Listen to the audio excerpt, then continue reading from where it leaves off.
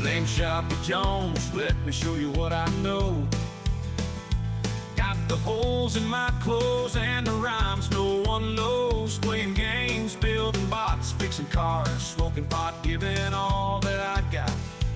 And I'm rising to the top. On Twitch is where I stream when I'm doing all the things. Shooting fool, clown fools. And I'm bending all the rules, make a place that's my own. While I'm sitting on my throne, poking fun, having laughs with the people in my chat. I got dick in the tools, 3D printer with the spools. Got the draw in the phone, as a rig, why to run our roll. While you're there, grab a chair, get relaxed and prepare for the burdens that I bear and the knowledge that I share. The stream's about to start and we're soaring off the chart.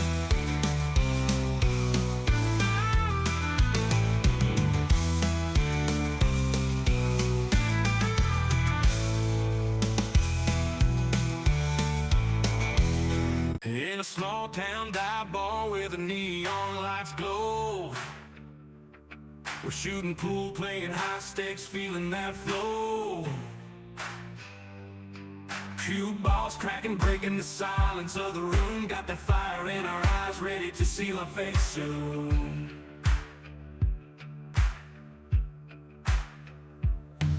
Rolling up the good stuff, sparking up the green, passing around the peace pipe, living like rebels of the scene.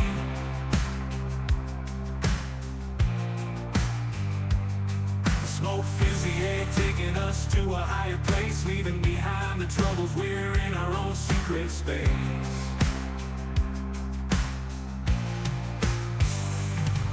Bonfires blazing, painting shadows on the gravel floor. Crackling heat warms our souls as the night begins to pour. We're fixing cars on the moonlight with wrenches in our hands, working till they run like beasts, nothing we can't withstand.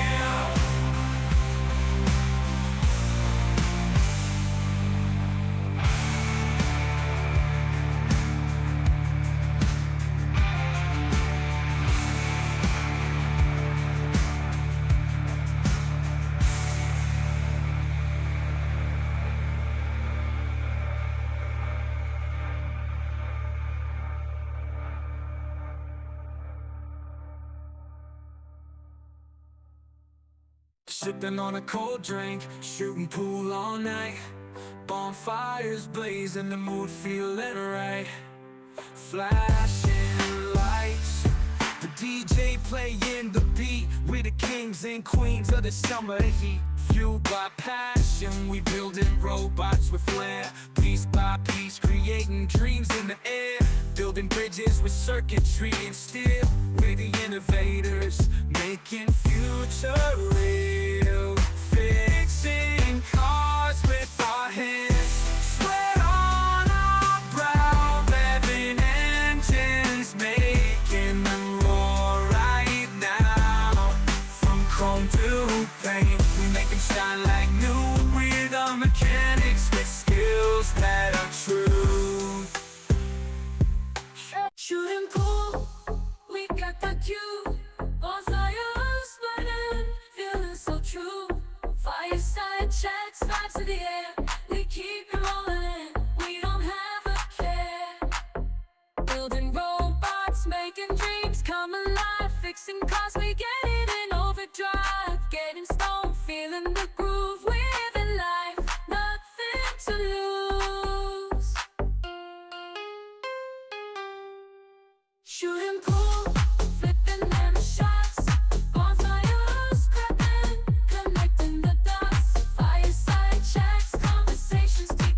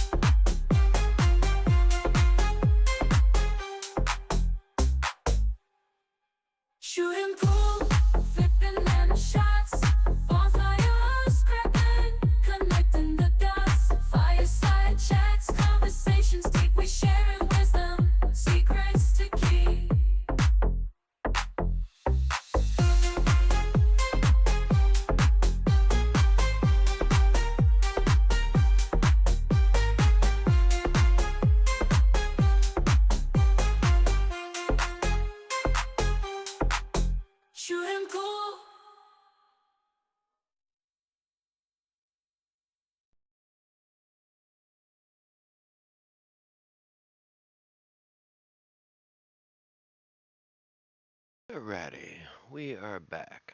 So we got a new desktop, a workbench set up, which is kind of nice. Um, we do have this is actually the old camera. Um, I didn't end up hooking up the other camera because this one is kind of finicky, and where this stand mounts, I'm gonna have to make some alterations that I was not aware of. We also got a nice fancy light over here. Check this out. Boom. Change the lighting so it's, oh, isn't that fancy? That is fancy. I'll tell you what.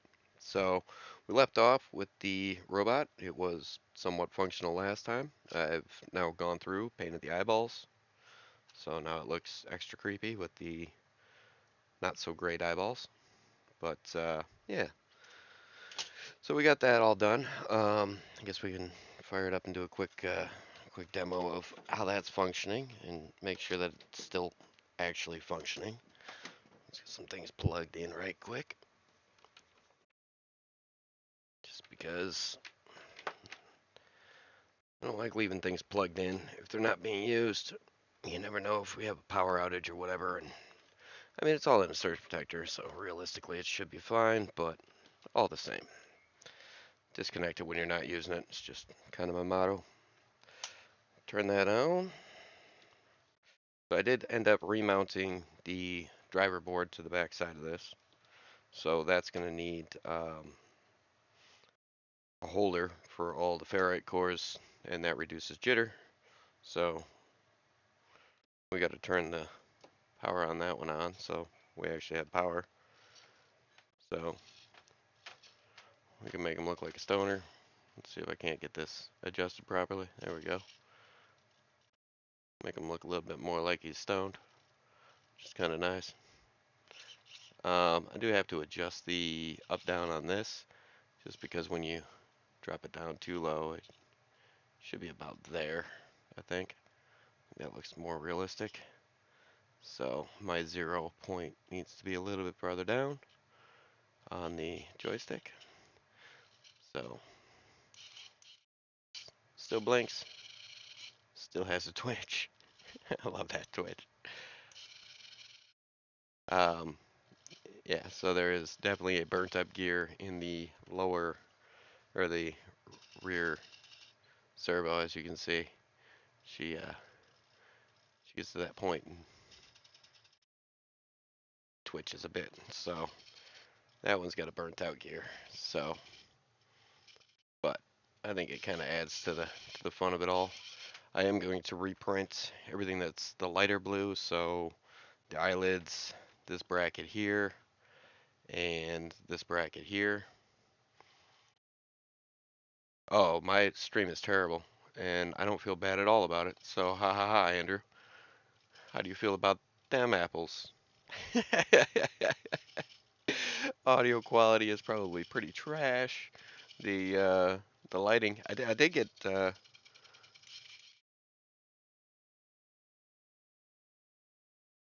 it's gonna be a lot of fun when I hook this up to Twitch chat and it can just sit there and glare at you and make you feel terrible about being a human being. Um, Thursday will be great, man. I appreciate it. That would be absolutely incredible. So we did end up getting a proper overhead cam set up. So I've got a boom arm over here on this side.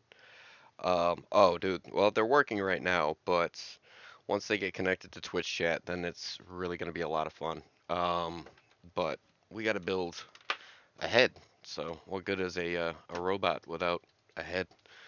So we got to do that. That's going to be today's. Well, we're going to continue it today. I've been busting ass on it all weekend, honestly.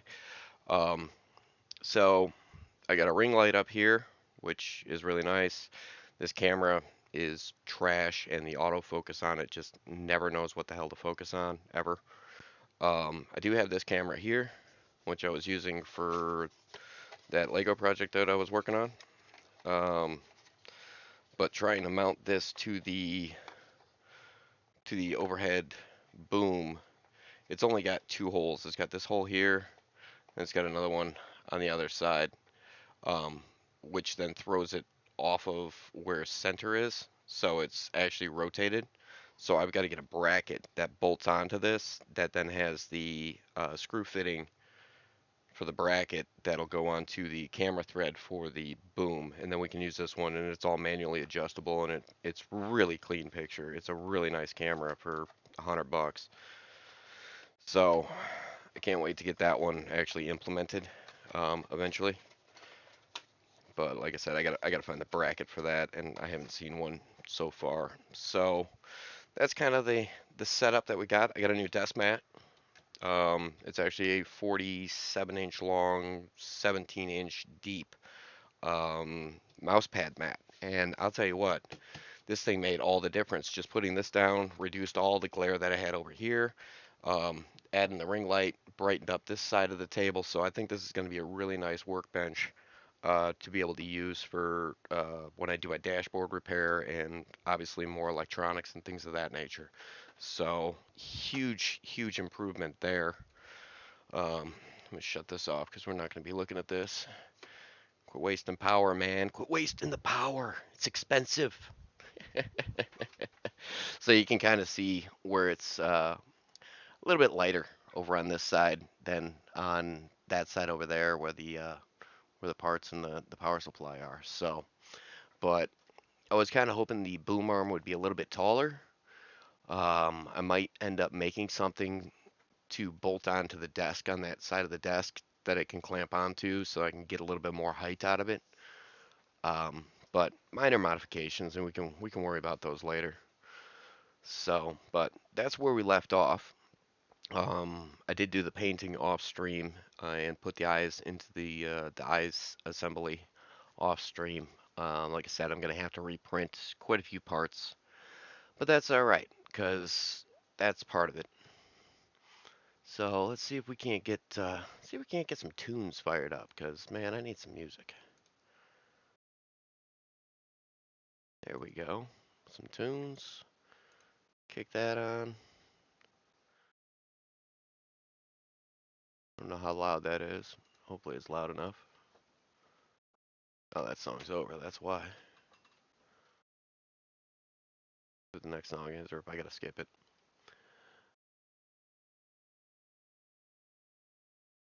Oh, perfect. That up just a touch. There we go. And that's a really quiet entrance song, so it'll take a minute. Now, what were we doing? Oh, that's right. We were doing this. So, I have concluded that we are going to go with wrong camera. Oh, so we're going to go with Spike. Spike from Gremlins. Um, because why not? We're going into Halloween. I figure Spike is probably a pretty easy thing that I could build out and uh, and make an animatronic out of. So, see what all I got here. I got that. Perfect, perfect, perfect. All right, so we'll jump into here right quick. So here's the basic layout, and this is just a reference image that I've dropped into Blender. Um, and it's where over here, right up in here. I need to get off of that because that's gonna drive me nutty. There we go. So I just got a reference image that I dropped in, and then I've got a side reference image that I dropped in as well.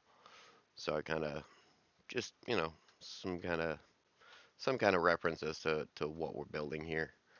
Um, Side reference is off the robot eyes. So there's the eye mechanism, the whole eye mechanism that I've already printed.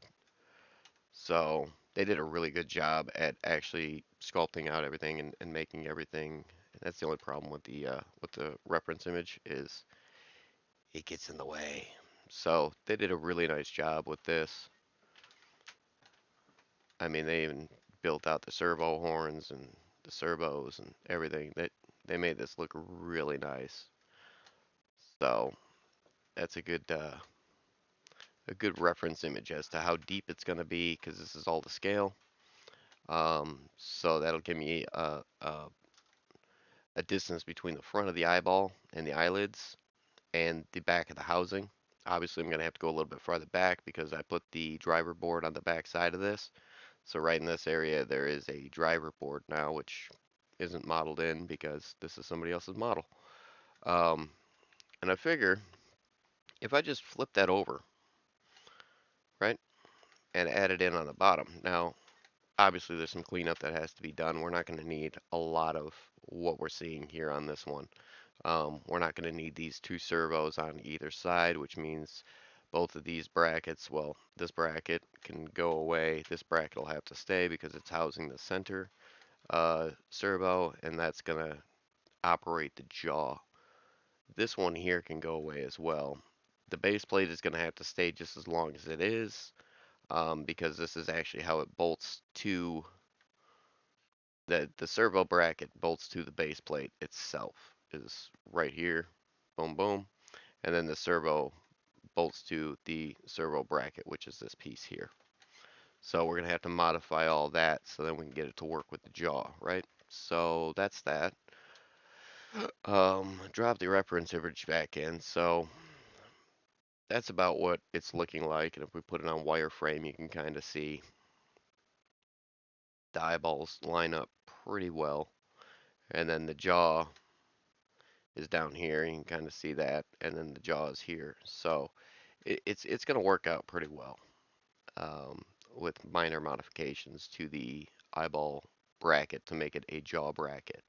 I am going to need a way to connect both of these to the housing, to the face as the housing. Um, and what we're going to end up doing is taking a look at what we're actually working with here. So far, here's where we're at with it. And if I go up here and I go to object, click on this one object, and I shade this smooth, and I'll show you exactly what that's doing here in a minute, but this is about what it's going to look like. Okay, so, which isn't bad, and you can see that the jaw is going to be here. It's going to be a separate piece than the face, so then it actually actuates and moves. So that's kind of where we're at with it. If I go to the side view, you can see where the eyeballs are from the reference or from the images that were already provided for the parts that are already built. Well, that part that's already built. So we got a little bit of ways here. I don't know if that's too loud. That looks like it might be a bit loud compared to me. But you can see how it kind of smoothed it all out from what it was. Go back a ways. There we go. So you can see it's kind of rough. It's kind of got that to it. So what happens is when you shade it smooth, these are all the vertices. These are all the vertices of the drawing, and you can change how it looks just by moving these around, and it'll change your texture and all that stuff as far as uh, how it conforms with everything, right? So what happens when you take it like this? Now you see that there's not a whole lot of lines here, right? I mean, there's a few. There's quite a few, but realistically, not a lot. Because what happens here is if you shade this smooth and then tab into it, what it's done is it actually takes a reference of where those are, and it actually adds in even more lines, but it doesn't show them, so you can't really move them. You just get the basic idea. I don't like working with it like that because when you start pushing and pulling these vertices, you can really screw it up and not realize it. So, because everything's rounded at this point, right? So if I move this one, everything's rounded. So it doesn't, to me, it's harder to see exactly what transpired here versus when it's like this. See, now everything's flat. You got flat lines everywhere. Everything's flat. There's no rounded edges.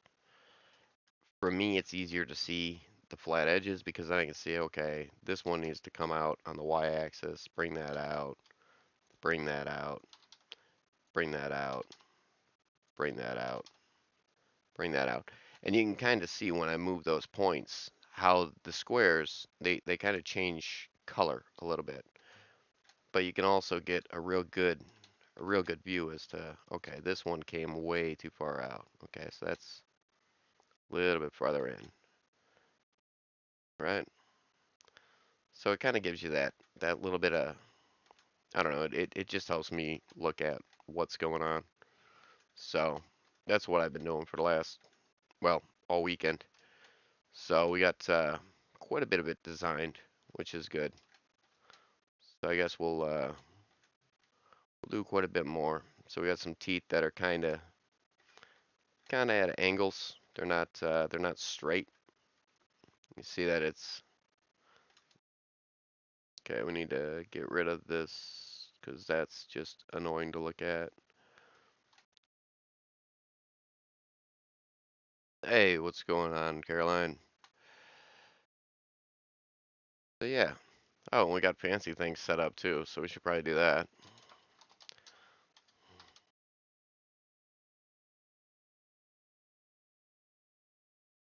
Yeah, oh yeah, a nap would be amazing.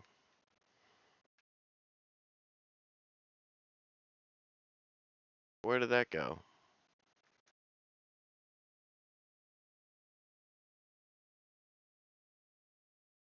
Oh, 'cause that got bumped way down to the bottom for whatever reason. That should be on top. So that sucked. Oh yeah, it's all kinds of fucked up. Is that Andrew? Yes, yes, 100% Andrew. It is Bort. This is actually a new scene. I didn't have Blender because I was debating on whether or not I even wanted to do Blender um, on stream because it can get really tedious, really monotonous, and really boring. Um, how do I know? This is how I know. Okay? This is how I know that it can get very tedious, monotonous, and boring. Okay? So, um, and I forget what I was even working on last. Oh, I needed to remove a bunch of what I've already done because realistically,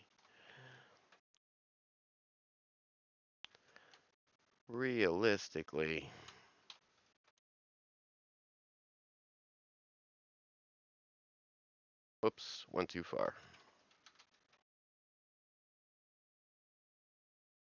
Realistically, this is where we are with it. But the way that all this plays out is when it's moving.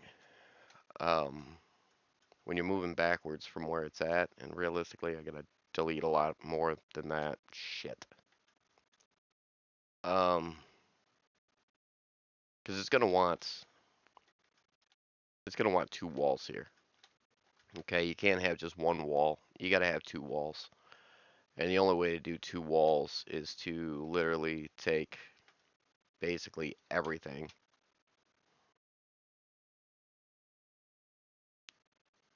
duplicate it, and it might not even let me. I might have to filter this out, which would really suck. Turn that off because it's in the way. Move that on the Y. One. And then I want to scale this.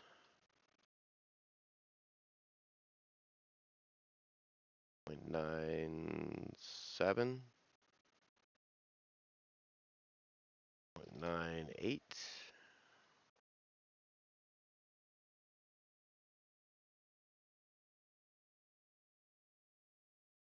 Where that is from one another. So you can see how it's got a little bit of thickness between here and there. So that'll be the actual wall thickness of the face panel. Now I don't want this to be heavy and I don't want it to be solid and I don't want it to be super thick. This is not thick. This is very, very thin.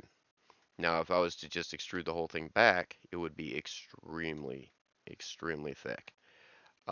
That's not what we want, but it's going to give us problems here. G and the Y, another one, another one, another one, another one, another one, another one. Nope. We're going to have to scale this more. We're going to have to undo that. And then we're going to have to come out front and scale down. Oh, shit. Oh, shit. Okay, we're going to have to do some other things. So we'll separate that selection by a material. Tab out. Tab into this one. Select all. I need this one to actually not be tabbed into. I need the modifiers on it. It has a mirror modifier on it, which is a problem for scaling because it's not going to want to scale proper. So we're going to have to apply that. So we'll apply that mirror modifier. Now I should be able to scale this. Ah, there we go. Now I can scale it down. I'm looking at the front. Now if I scale it down, scale by 1.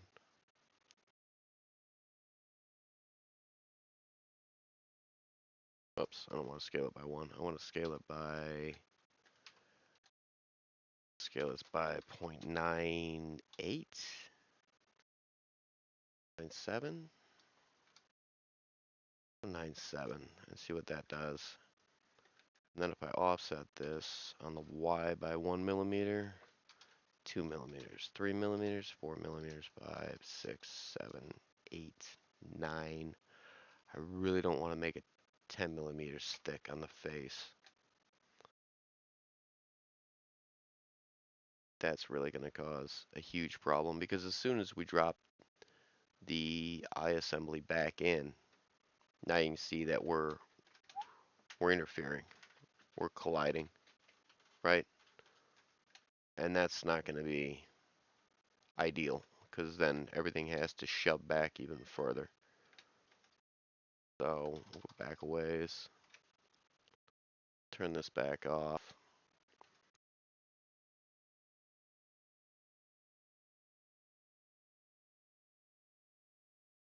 I need to scale this though. You know, realistically, we might just scale that up. But that doesn't work because it's still gotta clear this, right?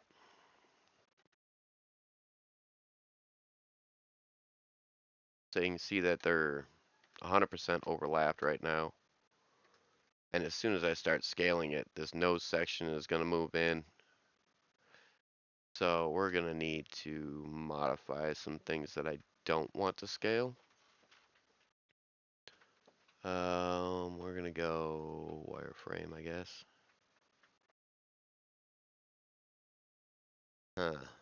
Because I don't want the eyeballs to scale down. What's going on, Bellum?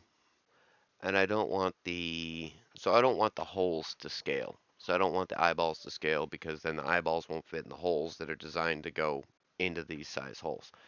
Or what we do is we scale up, bring it out. Let's do that. Let's scale this up. But yeah, you also see that the face is moving, so that's not good. So we have to apply. Can't do that in edit mode. You got to go into object mode. So apply that, then bring it back. Now we can scale it up, right? That's what we got to do. So we'll scale it up by 1.045, 1.05, 0.04. Let's try this. Let's go back to a, whoa, hey, there we go. Let's go back to a normal view. And then we can move it on the Y by 1 millimeter negative. We have 2.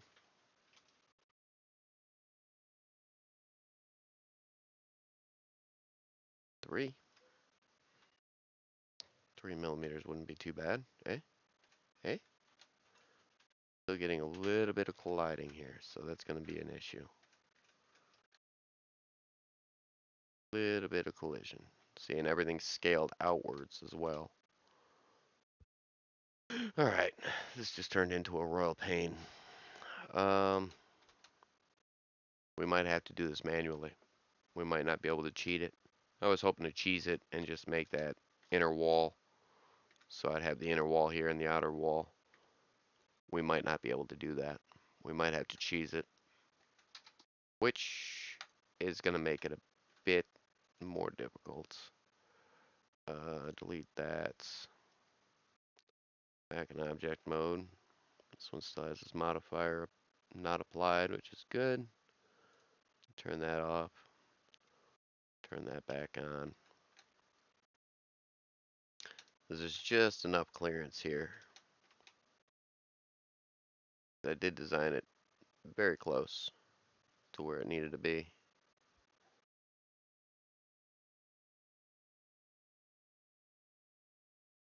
So, realistically, I guess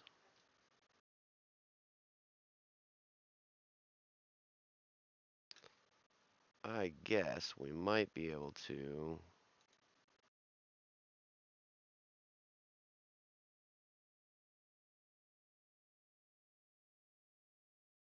We might be able to cheese it a bit. Oh, am I muted? Is that how that is? Thanks, Lightning. I appreciate that.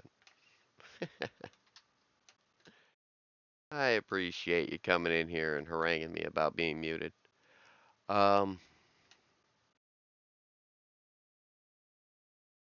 yeah, maybe we'll just build it and we'll worry about the details later. Thinking we're gonna worry about the details later. Oh, a bird? Was that bird's name Andrew? Just curious. I'm doing great, man. How are you? Hope everybody's doing all right on this beautiful, wonderful Tuesday because, good grief, it's a Tuesday. So I'm kind of at a difficult spot here because I was hoping I could cheese that, but I've got way too much going on to be able to cheese it, which kind of sucks. Um,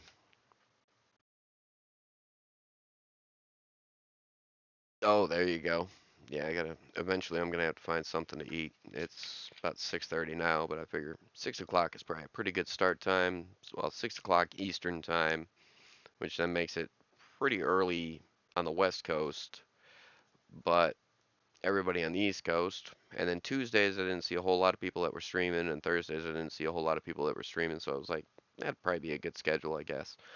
Just kind of fill in the gaps and give somewhere for everybody to hang out, chill, come in, give me shit, whatever, have a couple laughs, and maybe make some progress with some projects. So, and say that 10 times fast.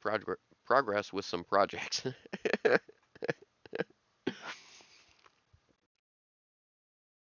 So, yeah, we're just now we're at beating our head against the wall as to how I'm gonna get everything to mount in.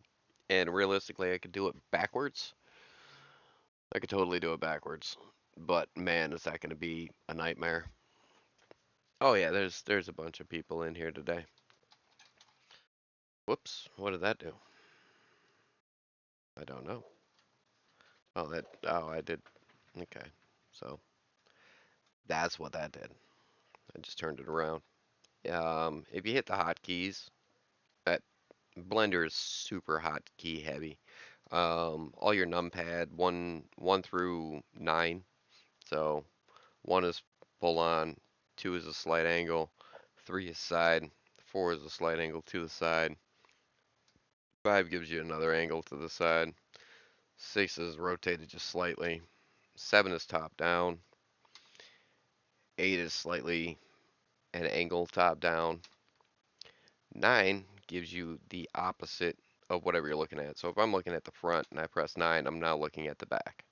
If I'm looking at 3 on this side, I press 9, now I'm looking at the other side. Um, this is all mirrored around this line right here, if it'll let me grab it. whole drawing is mirrored around that line.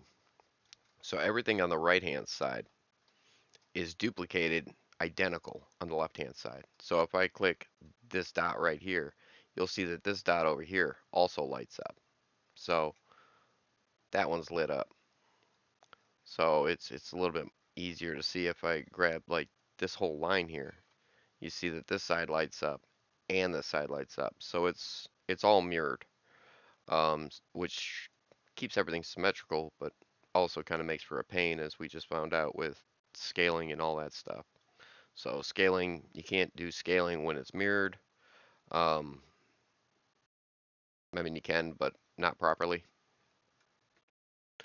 And without going through and scaling every single aspect of this drawing individually. Oh, it's going to be a pain. You see a cat? Cat? That's not cat. That's Spike.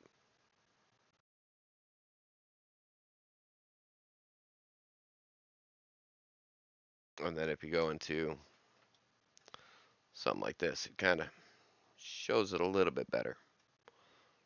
So it's going to be quite the project, and I've definitely hit a roadblock with how I'm thinking about how it was considering doing things, um, which kind of sucks. I really don't want to have to go through and, I mean, realistically, the only thing that, I mean, the whole thing would have to be, I could scale the nose backwards. Yeah,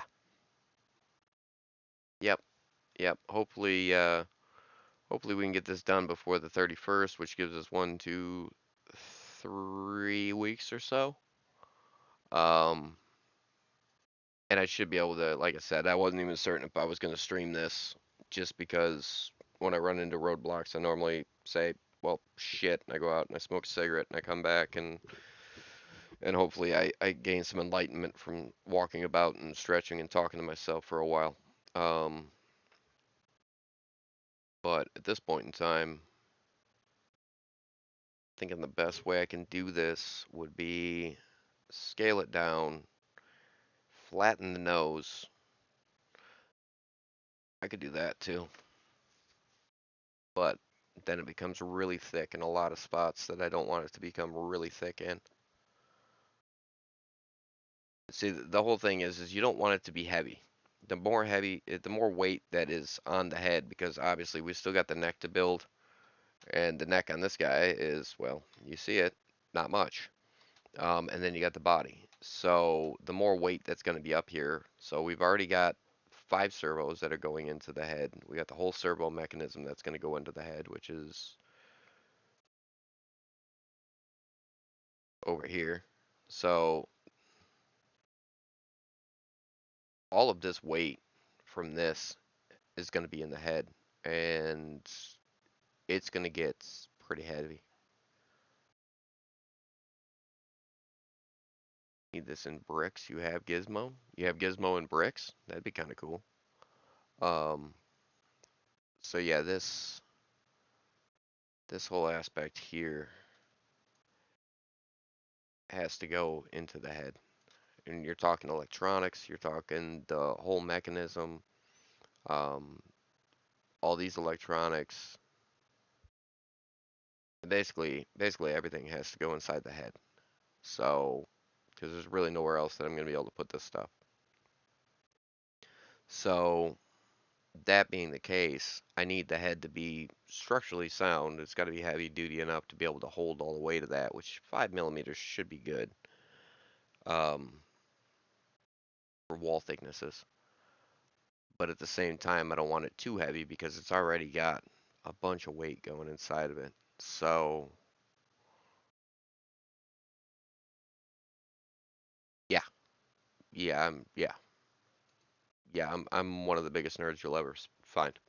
Like, period. Because, yeah, most people don't learn the shit that I've learned over the course of my life, just because they just don't. animatronics went out of movies back in, I don't know, late 90s. I think they quit using animatronics when CGI started taking over. Um, they really don't serve a place anymore just because it's so much easier to make something look good in graphic imagery than it is to actually model, sculpt, and make something. And it's cheaper, all the way around.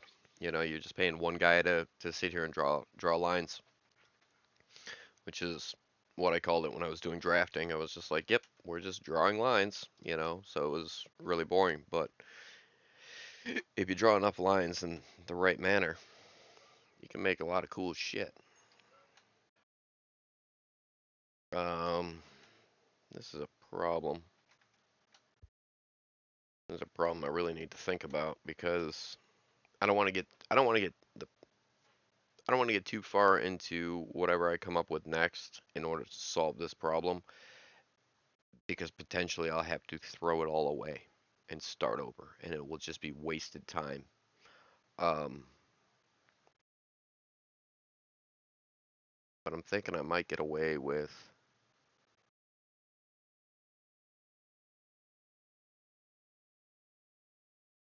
I mean, realistically, I can't scale that on the X or the Y.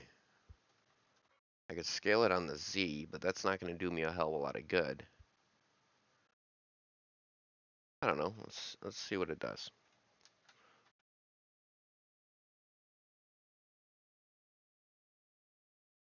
So we'll duplicate this, right? And you see how it moves like that? That's because it's still connected at the center. But the mirror modifier not being applied, so we're gonna separate that out, tab out, apply the mirror modifier. Whoa, we don't want to apply it to that. We want to apply it to this. Apply it to that, tab back in.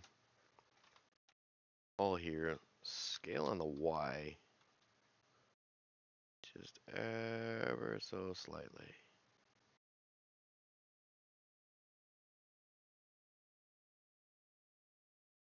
Scale it on everything else, it's gonna move.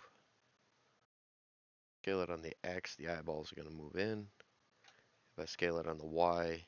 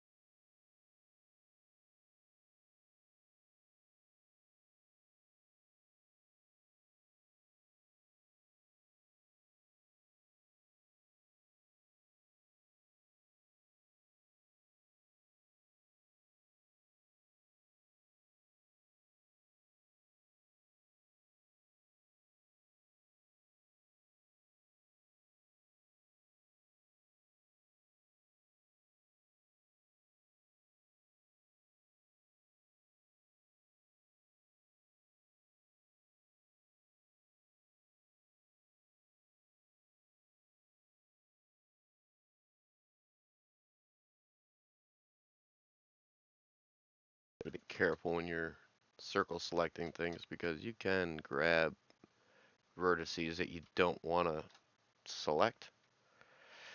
And then you play hell trying to get everything back to how it was. I mean, Control Z works, but it only works for as many clicks as you click it. Want to scale any of this? Actually, I do want to scale that. I don't want to scale this. Guess I can scale.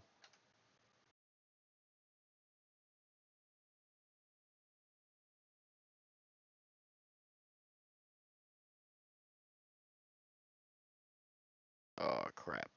No mirror modifier. Alright, what do we do? We went out to here.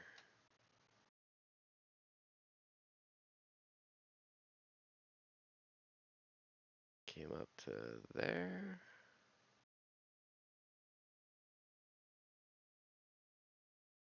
The nice thing about having a mirror modifier is it's symmetrical.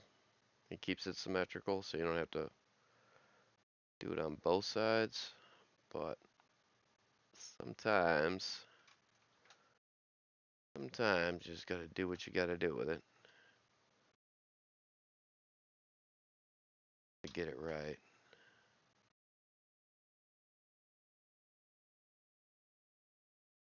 The line, right? That is the line.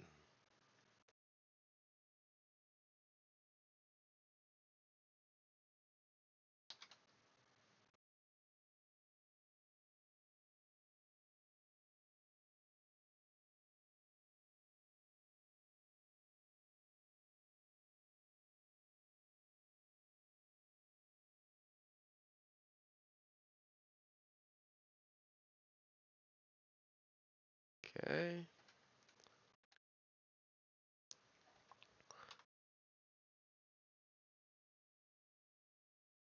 E. Who stole my stuff? What are you talking about?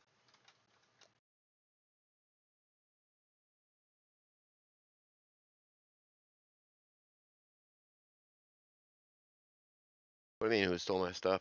I don't know what you're talking about.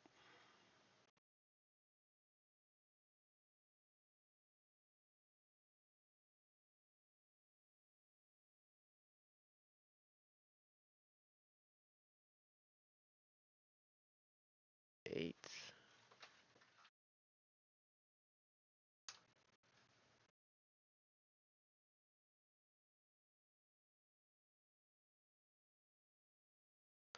Oh, really? Undo.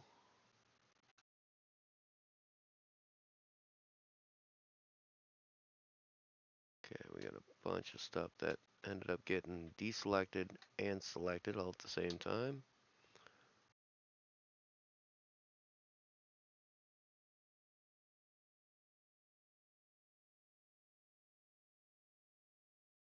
Problem when you try to scale or do anything.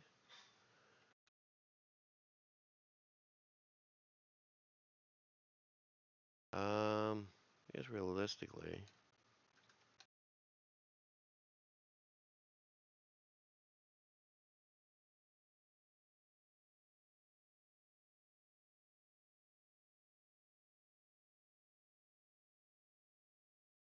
oh, yeah, no, you can steal whatever ideas I got, man. Go for it.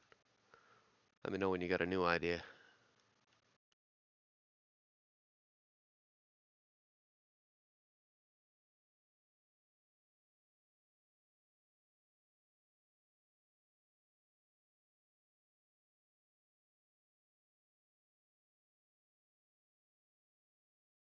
.98. We're gonna go there.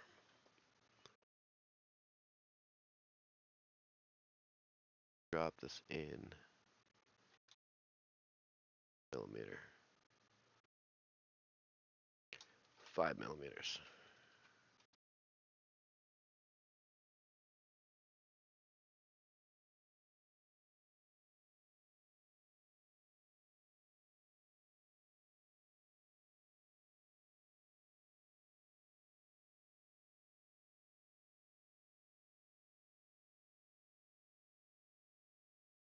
Undo.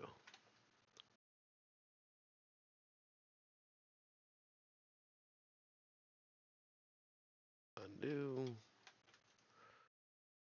That and that.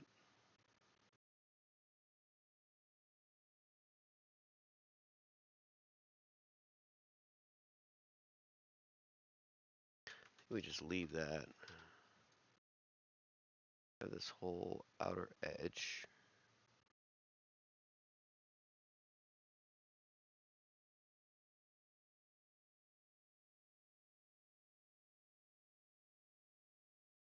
Yeah, for sure. I'll tell you what, that guy was light years ahead of his time, and highly underrated. But everybody's got to pick a side and jump on a bandwagon, so they jumped on with Edison instead. So we have the crap that we have now, which is nothing less than a monopoly on paying electric bills. So you're welcome.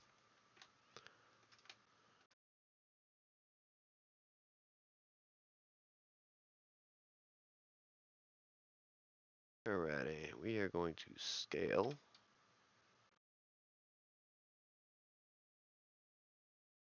Go 0.98.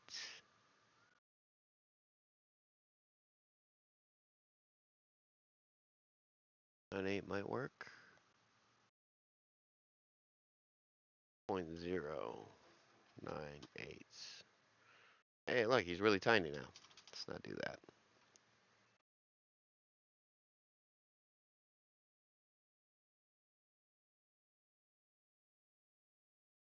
Let's go here. Scale 0.98. That doesn't look terrible. G on the Y. We'll bring it back. Like 8 millimeters. 13. 10? Let's go 10. Go 10. And then I can just tweak and adjust. Tweak and adjust.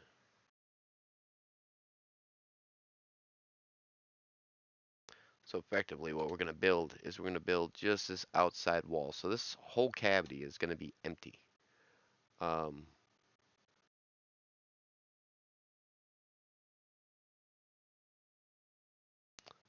the problem with that is now we just dropped it 10 millimeters back. Go undo. Let's go all G on the Y of 10 millimeters. Okay, so that just brought everything back of that scale. So the problem I'm gonna have is now we got two faces here, but there is a gap. So there is a gap between this face and the next face, right? Which is what we're going for. I can modify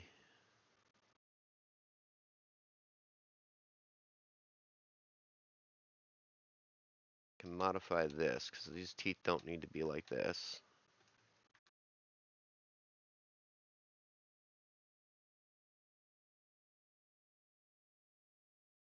All these teeth can go. Scale on the Z of 0, G on the Z. Boom. So G, the hotkey G is for move. And I'm over here just rattling off hotkeys because my brain. But the hotkeys, so S is scale. If it's scaled on the Z axis, you'll see the blue line show up. If it's on the Y axis, you'll see a green line. If it's on the X axis, you'll see a red line. But if I'm on the Z axis, now I scale it to 0. You see how it went from being pointy, whoops, scale, Z, 0, and it goes straight to flat, right? And then if I hit G and Z, that moves it directly on the on the Z axis. The problem being that these are going to need to be modified because this line here, this line is only one line. This side's got all the sections. So this one here, solid line, needs to go away. Delete the edge. Go back to vertice mode. Now I can take this and there, and I can merge that at the last point that I selected. And that'll line everything up with First. So it's either the first or the last. So if I select the piece that was connected to the part I moved, PLA is going to be made out of PLA. So the last one. So this is the tooth that I just flattened, and then this is the actual framing of the skull. So I'll select that one second, and I'll say, okay, merge those at the last spot, and it'll bring that vertice up to where it needs to be for it to be proper. And then that one I selected the other one first, so just select first. So there's first, there's last. Let's go to first. So it levels everything off pretty good. What you got to be careful about is you'll end up with a lot of duplicates. So when you start adding up with duplicates, things turn into a big problem. Um, Real big problem. Like this line here is going to be a duplicate, but it won't be because there's a vertex here and a vertex there. So I'll be able to remove that duplicate. This though, this edge is going to cause a problem because there is no vertex in the middle for this to connect to. So this line will end up being a problem down the road. So we'll just remove that edge. Go back into here. We'll start here. We'll go with last, last, last, last, and that brought it all up, right? So now this one, this vertex here, just G on the Z, bring it up a touch. That looks about right. You know, nothing's got to be perfect. It's just gotta work. So we'll go over here. We'll do it again. We'll go here before we even get started. We'll remove this edge. We'll remove that edge as well.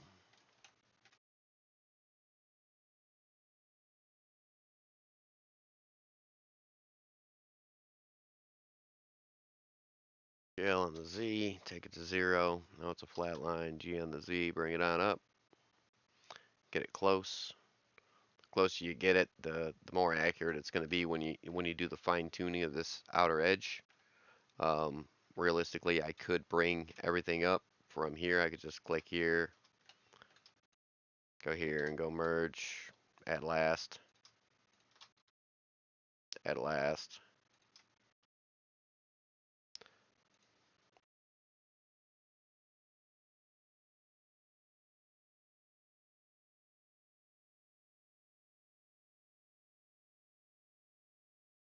I could do it like that. So all of that stuff is, everything that got connected is still up there. And then all I have to do is deal with these three. I just find it easier to bring everything up to where I'm working at it. That way it's all right here and I don't have to really mess with it. And I don't have to adjust the camera angle a million times.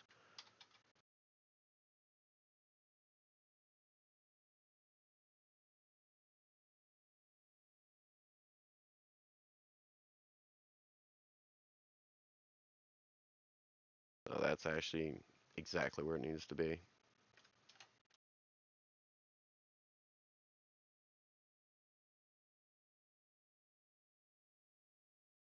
So yeah, we'll use the 3D printer. We'll print it out of PLA, and then after that it'll be just a matter of piecing it together. I've got M2, M3 bolts, things of this nature. So that ought to be all right. I just got to remember to drill holes in the drawing to make sure that the drawing actually has holes where they're going to need to be. So then all I have to do is just clean out the holes and run a bolt through it. Fortunately, the guy that drew up the assembly, the guy who drew this section up, hide that. So the guy that drew this up, he's already got the bolt hole sizes, and I know that these hole sizes actually match up with the bolts that I'm using, because these are not the exact size of what a bolt is that would be bolted into it, because what happens with the plastic when you're extruding it is when it cools, it shrinks. Okay.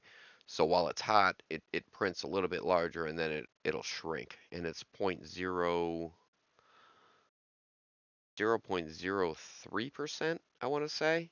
It's very minute, but very major. So if you're trying to put a bolt into something that's a specific size and you're off by just a little bit, it's either going to be too loose or it's going to be too tight. If it's too loose, well, you're out of luck because M.2, M.3, your M2 dot or your M2 bolts, your M3 bolts, it, the thread on them is basically what you're stuck with. And I try to use standard materials, things that I can get in bulk. So that's that. Sculpts. We can turn this one back off. So what's going to happen here? Oh, that's right. I was down here.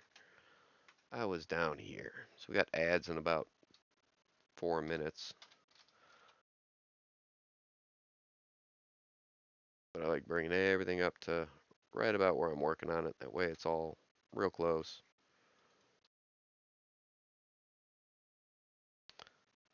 Problem here is just like that. Whoops. That first. There we go. Last. Merge it last. Merge it last. Now if I go into wireframe, you can really see how far everything is off. Like that's off by quite a bit.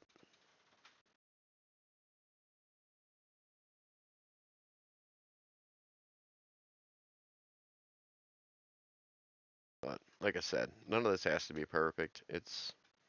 You're talking about fractions of millimeters. We're in ads. We're in ads.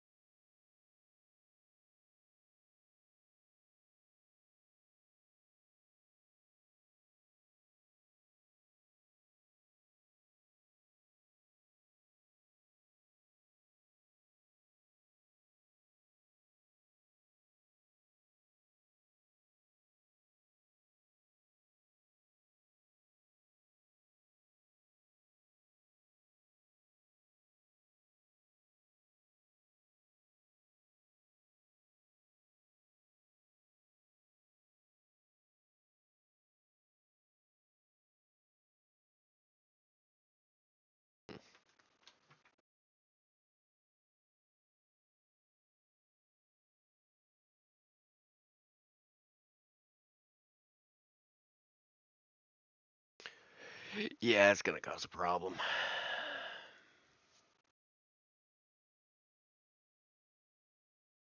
That's gonna cause a problem. So, yeah, we're already fucked. Um,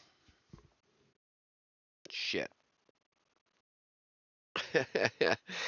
That's gonna cause a problem. Everything else is gonna be good except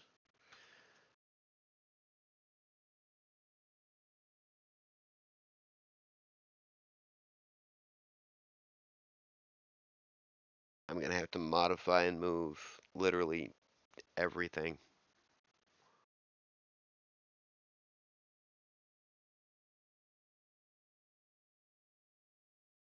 in order to get this so that it scales in properly. Because even though I scaled it, now you can see from the front side, right? So if we go to the front side, everything that's sticking out or sticking in, for that matter, is going to be a problem. 'Cause I need to be able to extrude all this backwards. And if it's not matched up properly, it's not.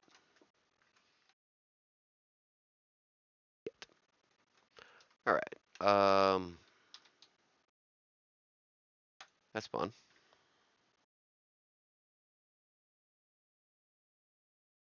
Delete that. So what we could do is we could try adding a modifier.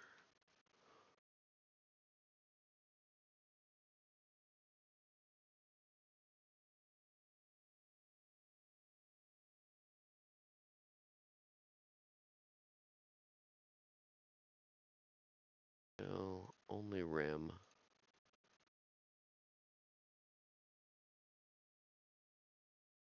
The -1 model is simple.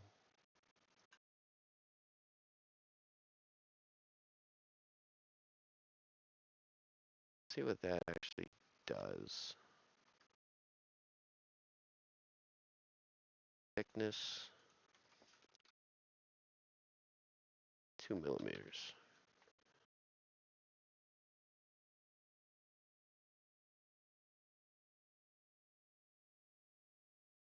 Hey, it's even easier than expected.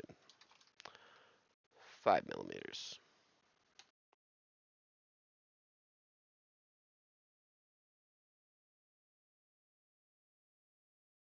Not a fan.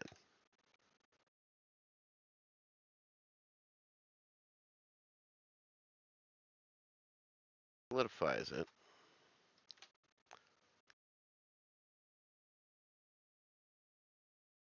which also gives us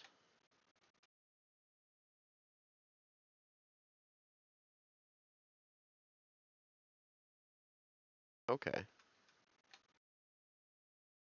But it doesn't give me any points to grab onto on the outside. That's a problem.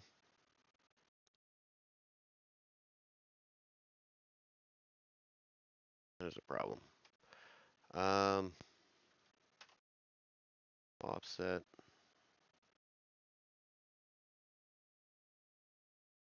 Thickness can be what? 2 mm. Not certain what the offset is doing. 'Cause, yeah, I can't modify the rim there. That's not helping. Remove that.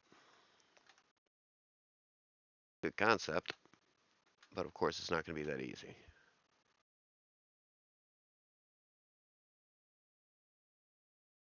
Okay, maybe we're going about this wrong. Maybe what we do is we change it up.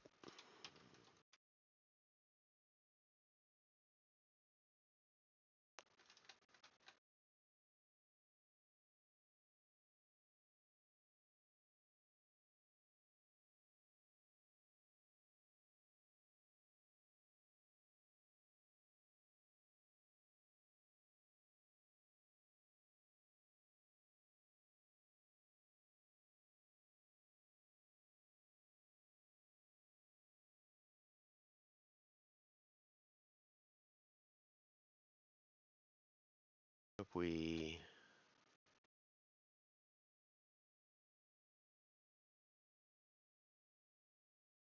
huh, see now my brain's racked.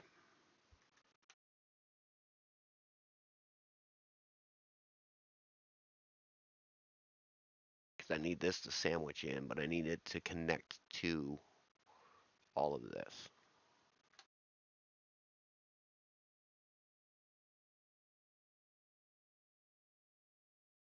So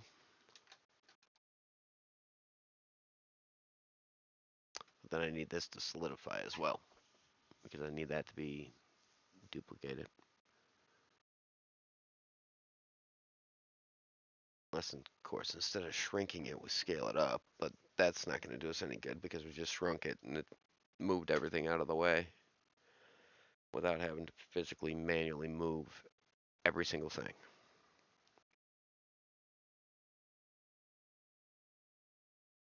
Hmm.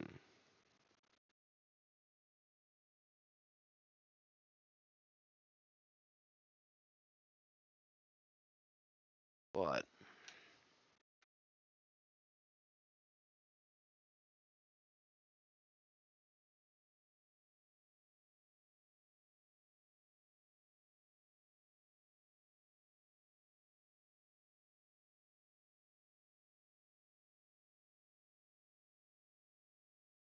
and that's not where it needs to be either. That's way far back from where the hinge is. De dum de dum de day. So these all need to be moved forward.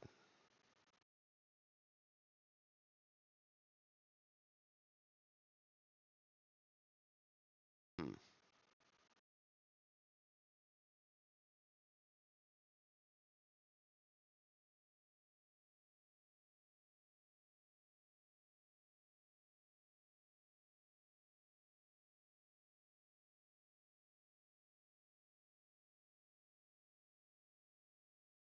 Interesting.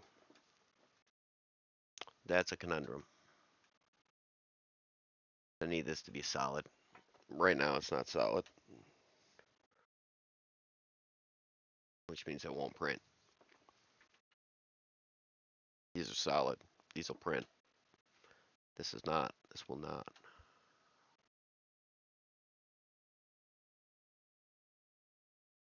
Unless, of course,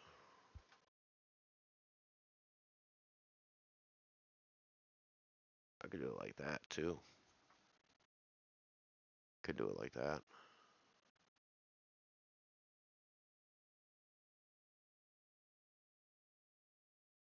That wouldn't work though.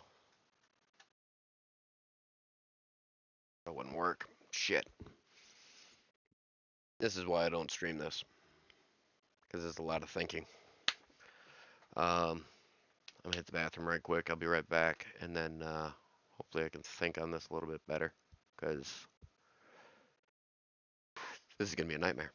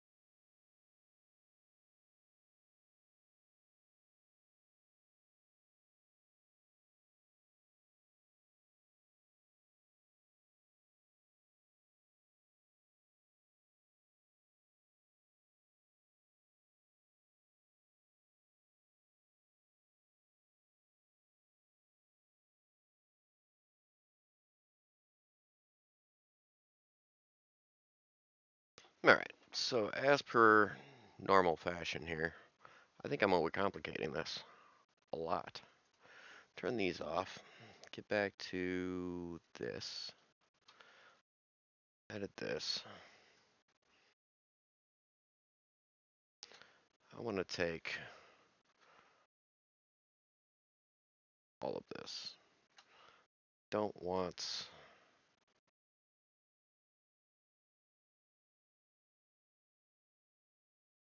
this.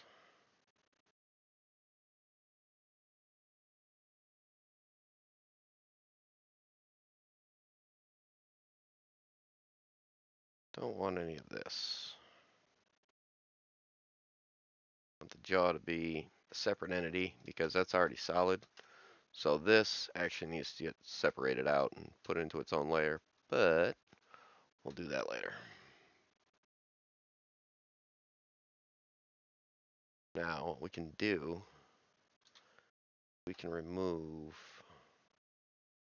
everything that is not the actual face.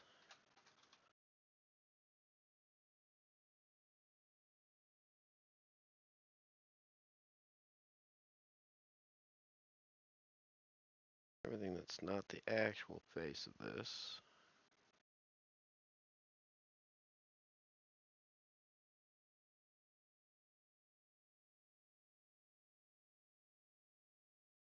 You gotta be careful when you're on see-through mode like that, because I can reach through and I can grab that point from the outside, so you gotta be careful with that.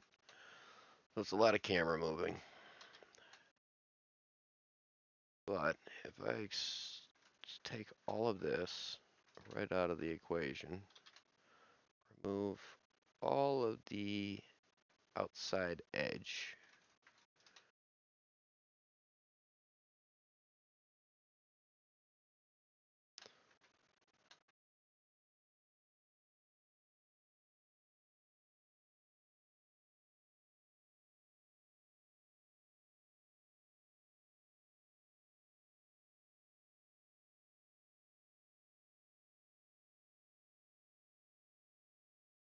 and the C is for the circle select, which is right next to X.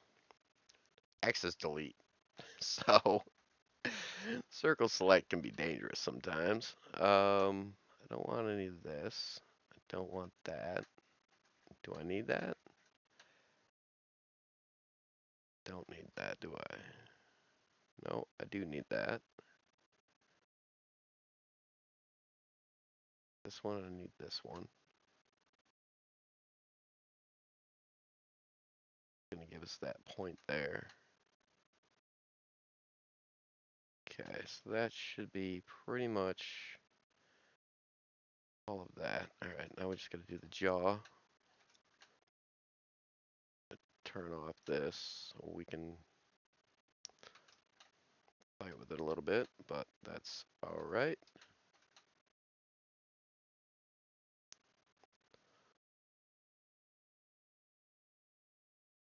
Don't want any, oops, I need that one.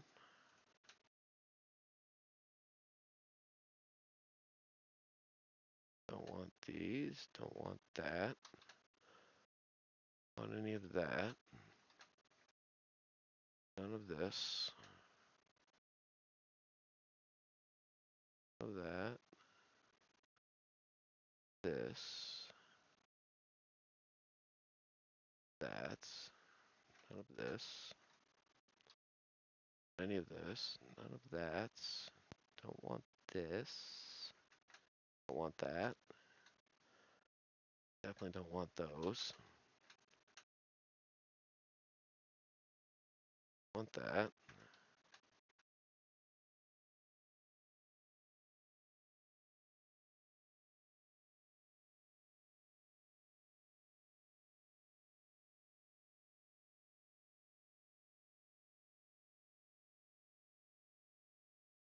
Should don't. Nope, I do need that. That shouldn't be way back there. Those should be way back there, realistically. Oh, and I don't want to have to redo all that, so we'll go -1.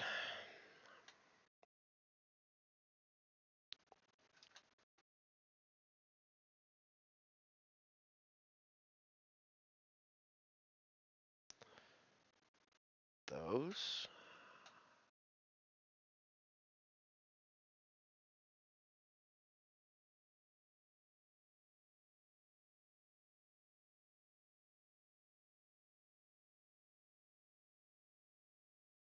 Gonna want that one.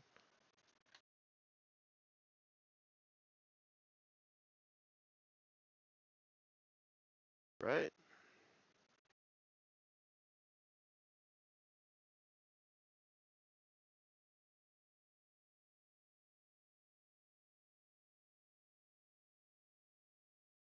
Probably take out this.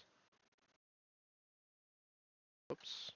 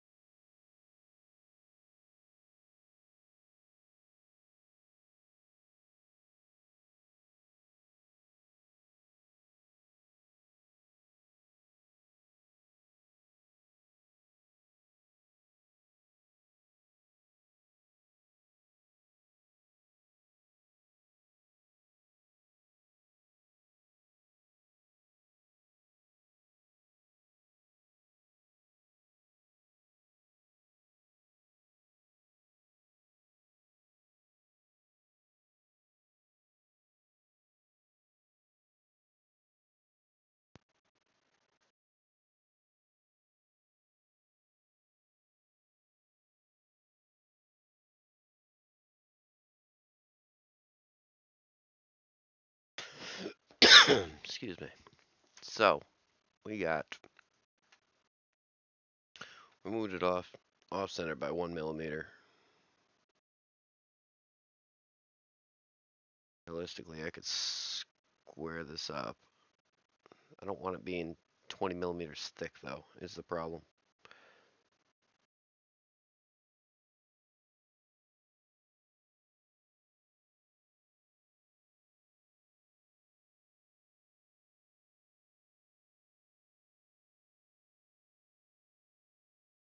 Shouldn't interfere, so that's not going to interfere. It is going to interfere on the bottom.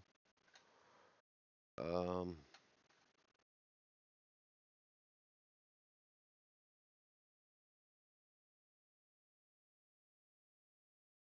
hmm.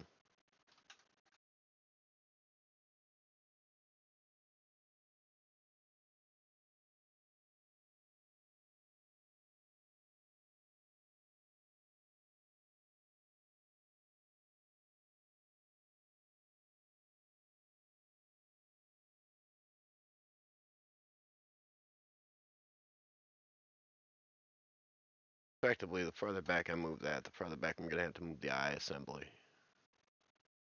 Which really isn't terrible, but I kind of wanted them sticking out a little bit like that. And I really don't want to sacrifice a whole lot of the side view, you know, because you can just barely see it as it is.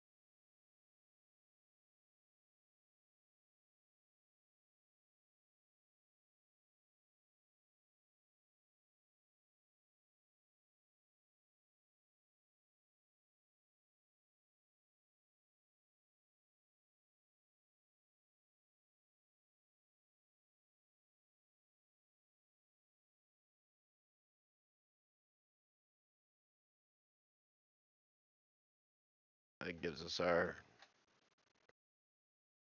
millimeter or so. I'm gonna have to go through and flatten out this whole top edge.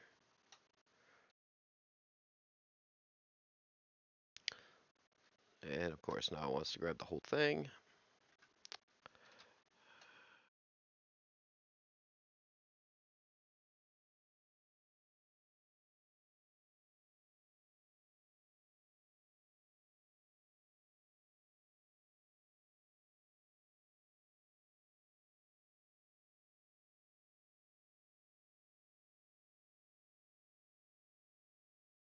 Like that. And of course if I grab the front edge of that, it's gonna grab everything again, right? Oh, nice. I scale that on the Z at 0, flattens that out. Now he's a flat top for the most part, except for where it missed.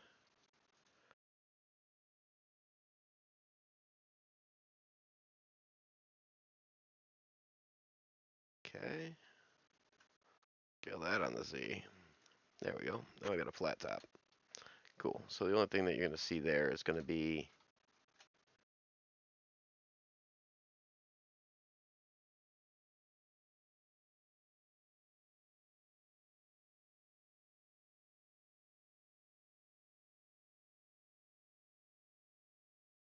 wireframe. Let me see what I'm looking at.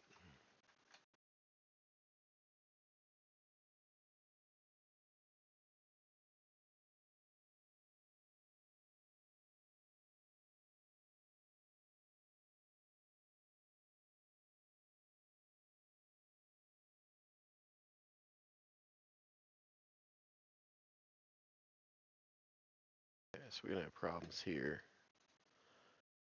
Here.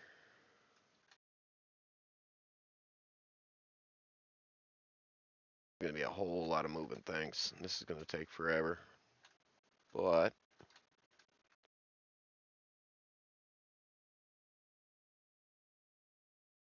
sometimes that's what you gotta do, eh?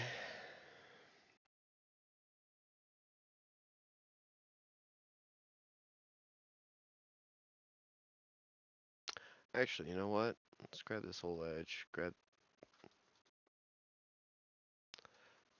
this whole edge.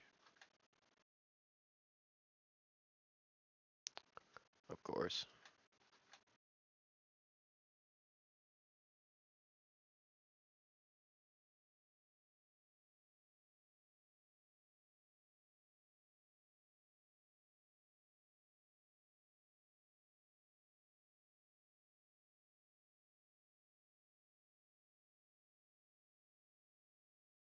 Shit.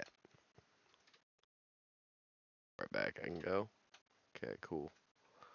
Um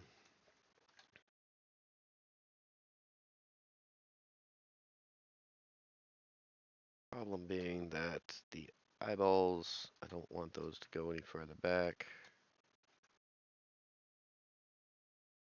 Already have. Realistically, I could just take these eyeballs.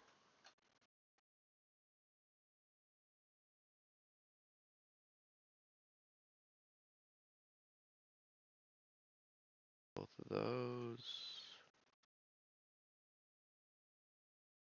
In the Y.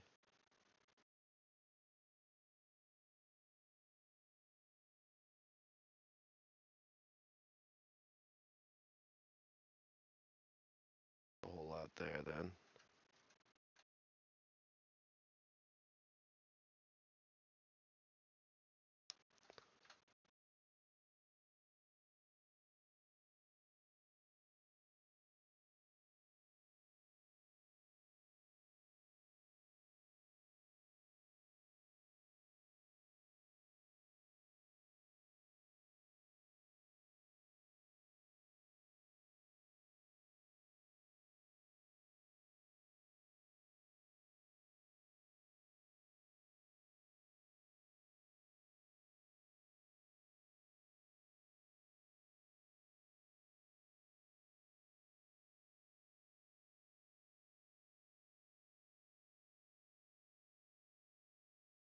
Alright, so that moved. Yeah, it must be streaming or something.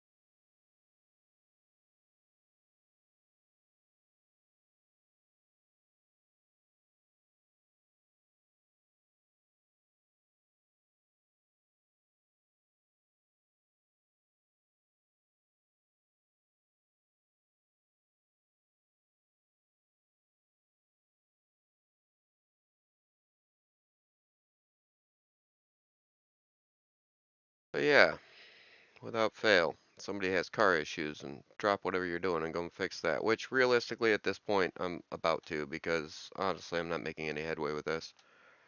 This is driving me up a wall. What if I just, what if we just make this a little bit easier?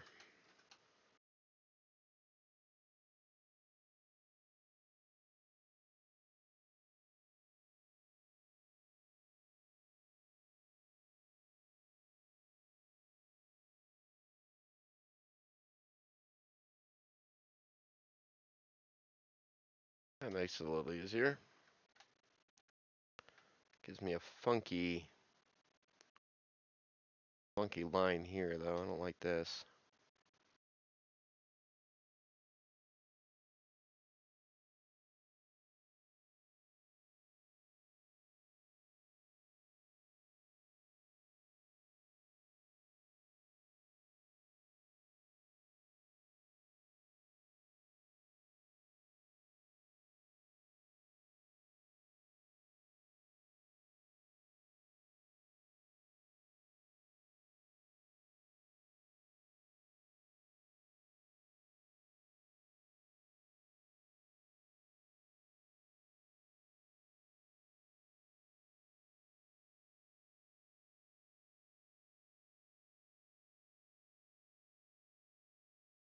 Shouldn't be too big of a problem.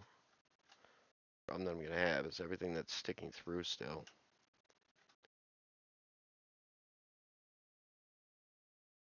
Which is just more weight. If I level everything off, it's still gonna be more weight.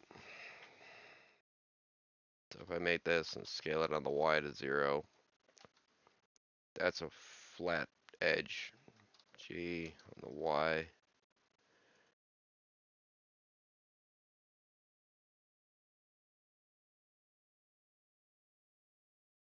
Take a lot of it down, but all the same, it's gotta make it that thick. I really don't want to be in that thick. That's gonna be really top heavy, really front heavy.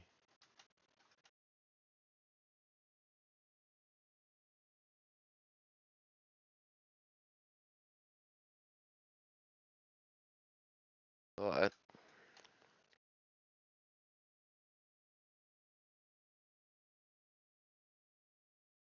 could remove quite a bit of this, honestly.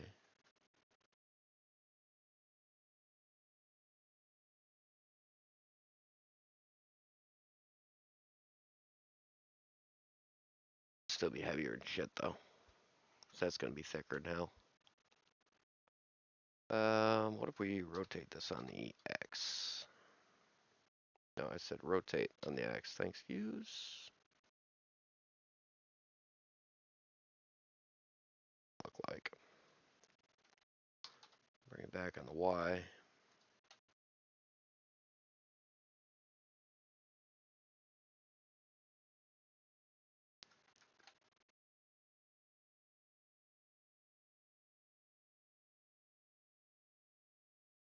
Gonna do me a damn bit of good.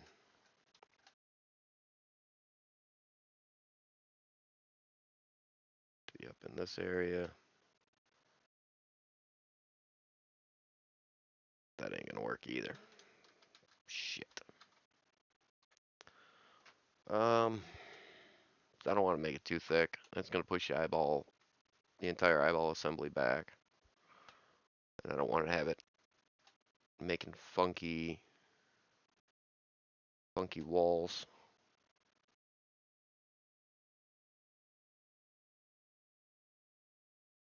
The nose will be 10 pounds of a nose.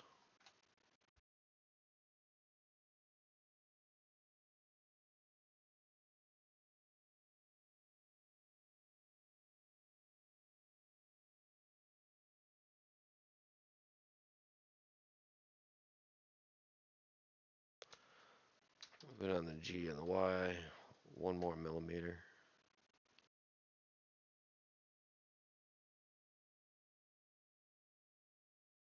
Gives us 2 millimeters of a lip there, which is next to nothing.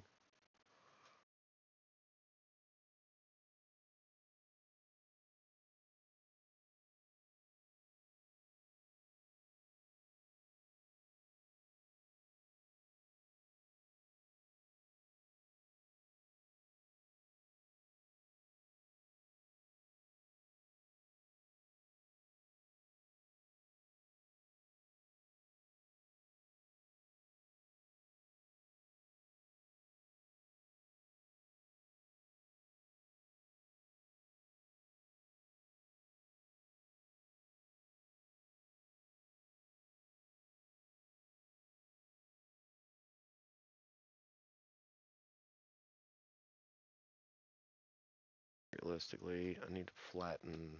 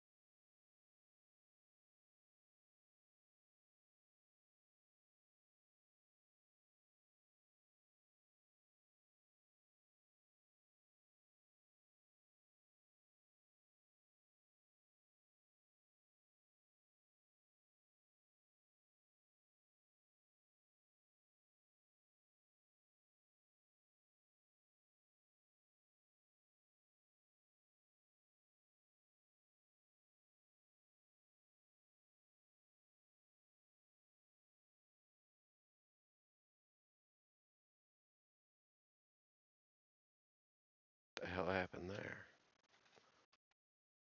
Hmm.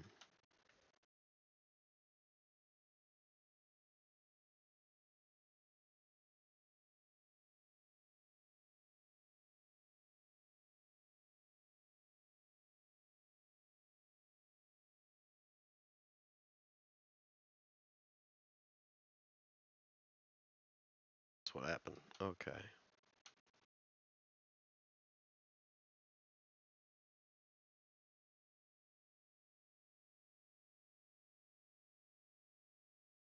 Well, that's not fun.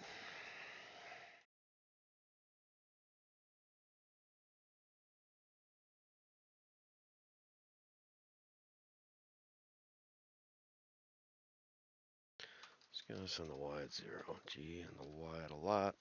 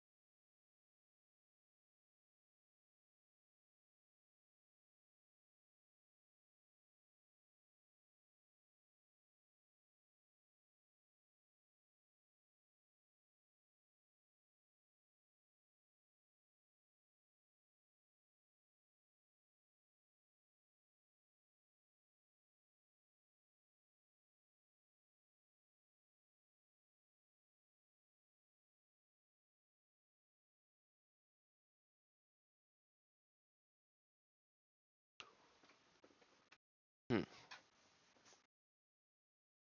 Yeah, I don't know how the hell I'm gonna do this. And I've been looking at it for an hour, over an hour, like a derp. Um,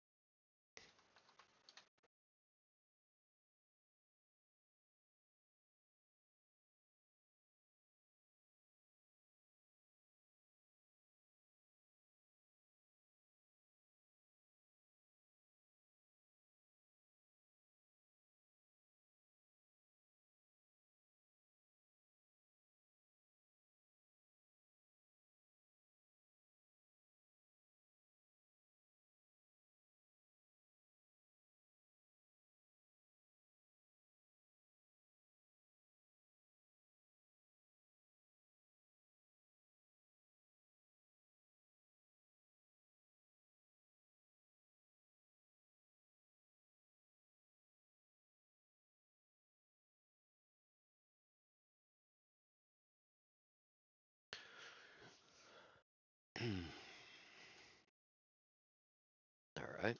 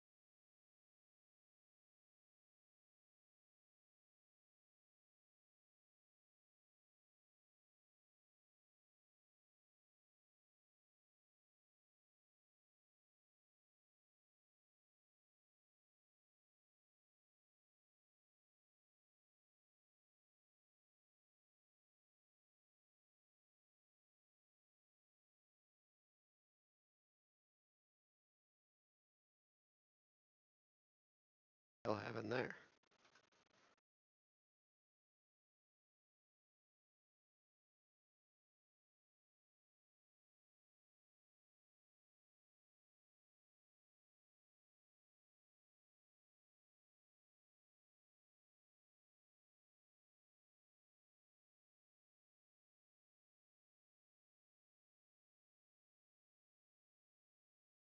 Not certain.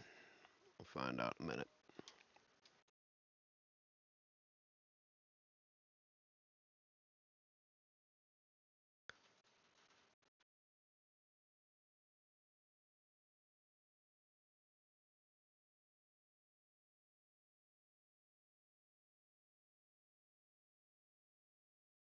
Oh, dokie.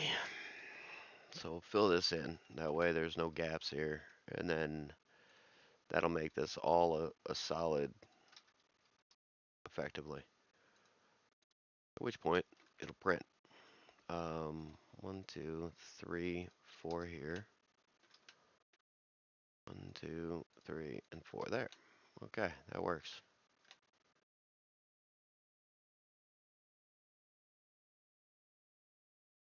A little bit. Good enough.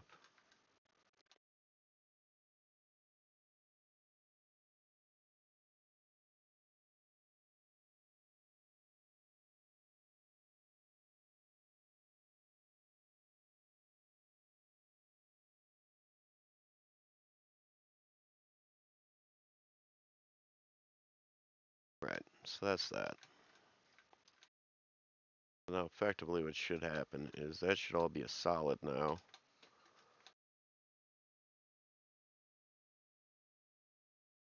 Be able to grab this whole edge.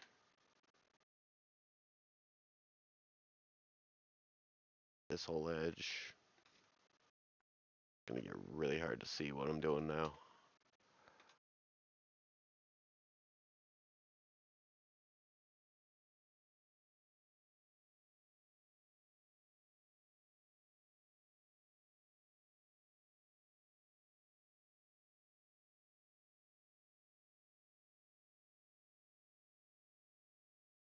Hey, thanks for that, Matt. Appreciate it.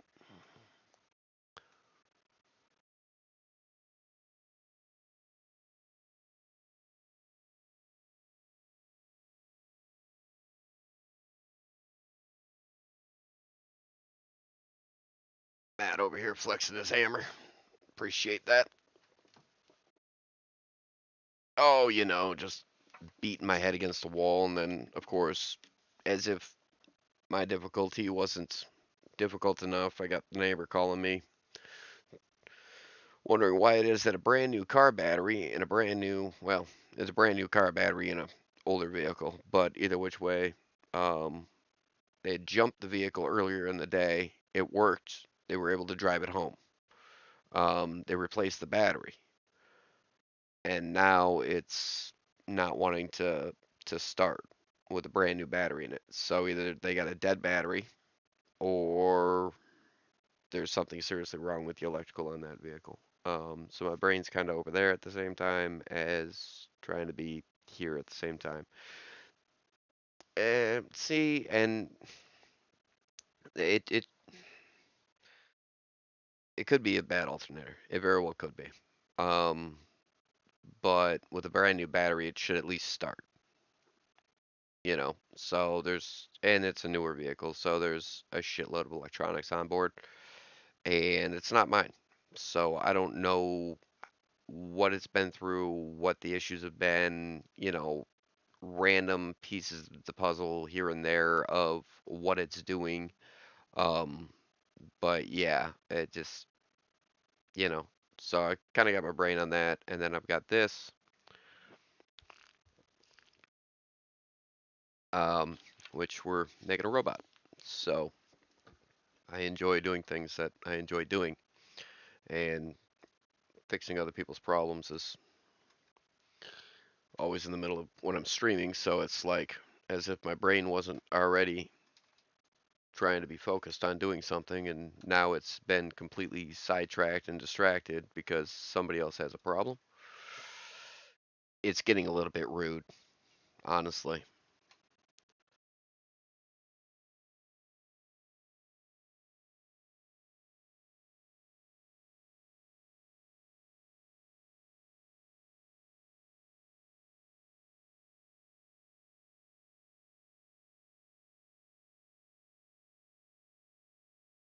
Just a spot.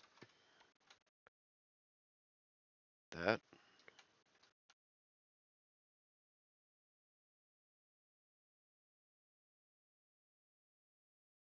Well, they need it for work in the morning, and it's already 8 o'clock at night. And quite frankly, I'm not, not right this minute. Extrude on the Y of 5. That should have brought the whole damn kit and caboodle out. Hey, look, all the bots are coming out.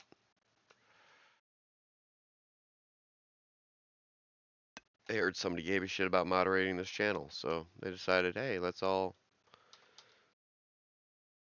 go and be douchebags.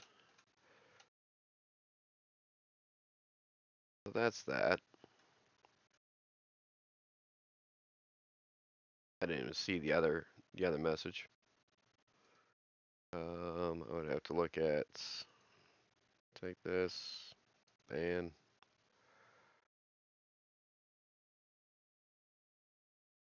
close. Yeah, it's pretty sweet. The problem is I'm trying to make it so it's 3D, printable, which is kind of tricky because you can't have just a single layer like it was with what I'm trying to do, because son of a bitch, I just fucked it all up. Oh no, I extruded it, so it's perfect. Beautiful.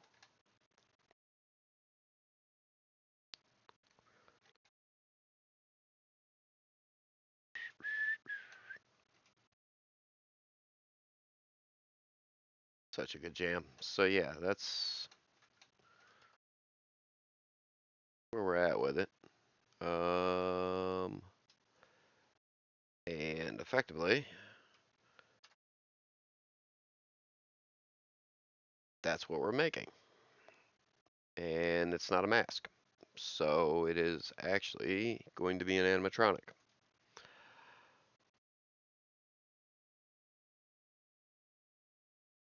So we've already got the eye assembly. We have that over here.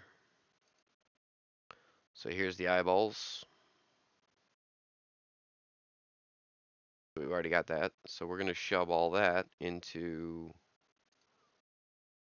yeah, like I said, I like having fun, not fixing other people's vehicles.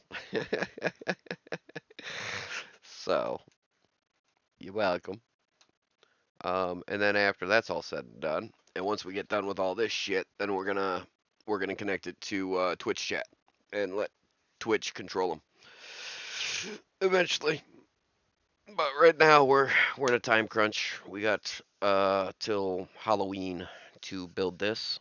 Um, the bare minimum that I want to achieve with this project is I want fully sculpted, fully molded, fully 3D printed, hopefully have some paint on it, so it's not just primer gray.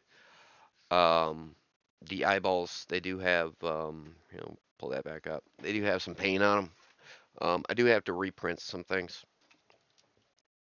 So all the light blue, which you can't really tell, but there's light blue pieces on here. Um, so the light blue pieces, this section here, this down here, this section here that controls this, you can kind of see the difference between the, no you can't, you can't at all.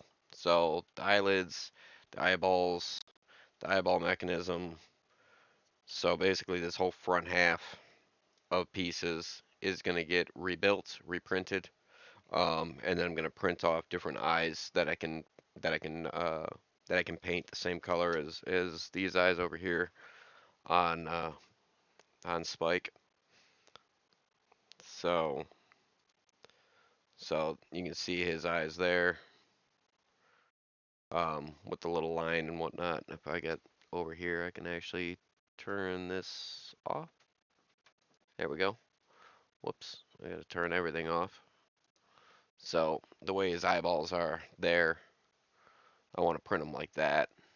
Um, well, I want to print them and then I want to paint them in that fashion. And the gold is going to be part of the actual housing of the face.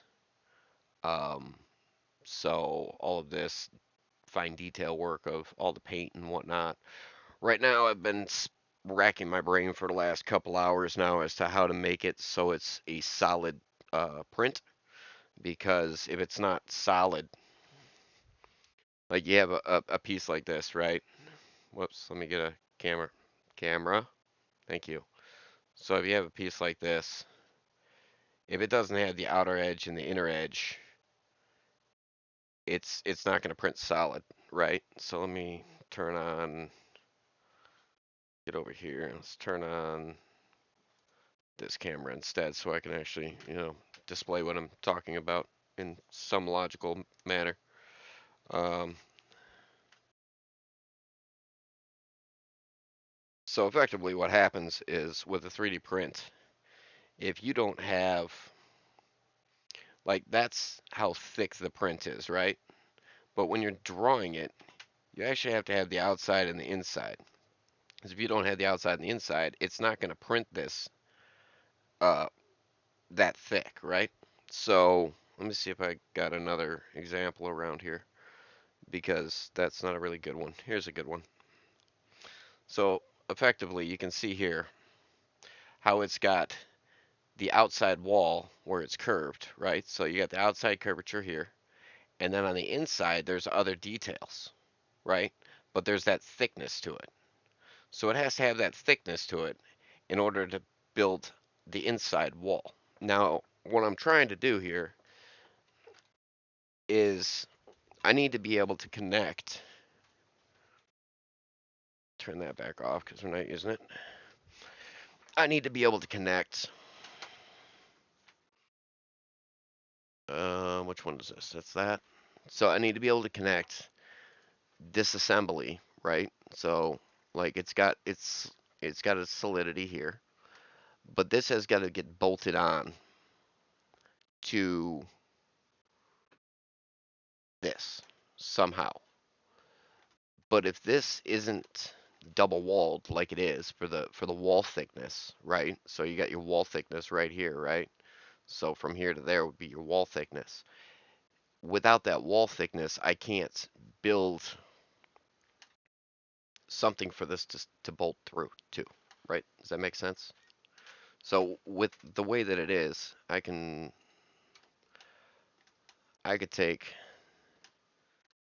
this one and this one, and I can extrude those on the X. Well, actually, I would take this one, this one, this one, and this one, and extrude that on the X, right? So now, essentially what I have here is not a wall. That didn't work out right.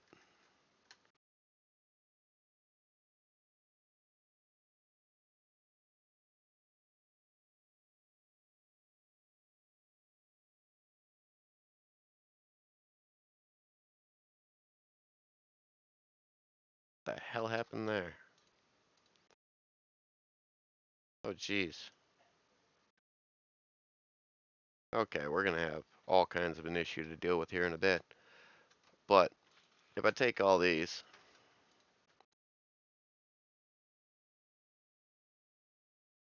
if I take all of these, thank you, and I extrude those on the X, right? So that'll give me something to build out on, right? But with it being a hole right here, you can see that there's a hole there, and it goes all the way back in there. Bring that back a bit, right? So the way that extrude works is it takes it and it'll make a hole. This hole is fine because it's inside of a wall, right? So inside the cavity here, you can have another cavity. But if you were to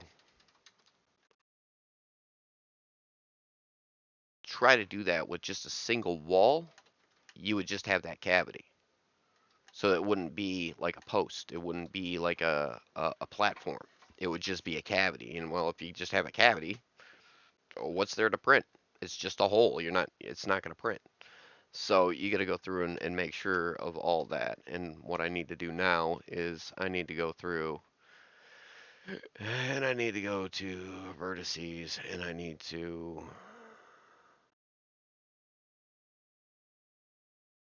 nope, we need to go to object mode. We need to go to object. We need to go to cleanup, unused, convert. All right, where is it?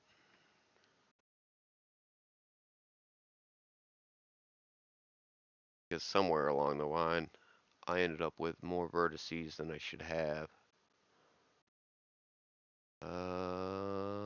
This is not good. Where the hell is it? Select, add mesh, clean up, delete loose. Delete loose for starters. Do that. But that doesn't make a whole lot of sense as to why I would have extra. And you can always tell when it's connected because it'll make the other lines that it's connected to highlight. And that's how I noticed that I didn't have the right vertice, right? Because you can click on it, you can see the yellow and the yellow, or the orange and the orange, right? So we turn off reference and we turn off this. We come over into this general area here, wherever the hell it was.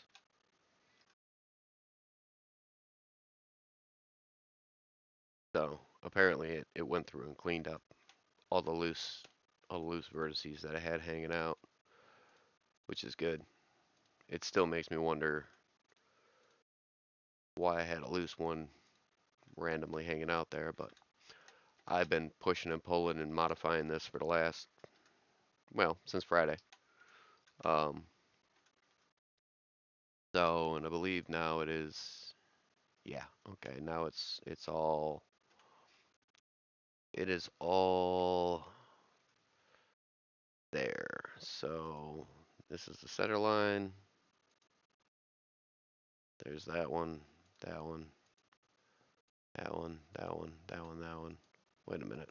Why did I do that? Why did that do that? There's no mirror on this, is there? There is no mirror on this. Oh, it's because it's wrapping around. Okay, so it's coming up and it's wrapping around the tooth and coming back down. That's why I was highlighting both sides. That makes sense. Um, Definitely checks out. So, gotta go here. Because wherever the center is, there's the center, right? So everything on the left side of the center has to be removed. And then I'm going to mirror it again so that I only have to do things once and not 5,000 times. Trying to make things exactly the same on both sides without a mirror modifier is a nightmare. This one.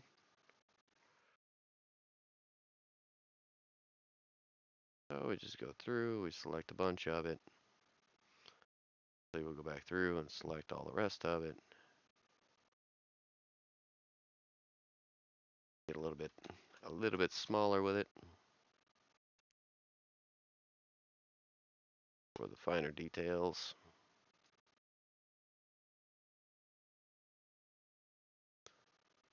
But all we got to do is just get everything selected that I don't want, that I want to be mirrored from one side to the other. Okay.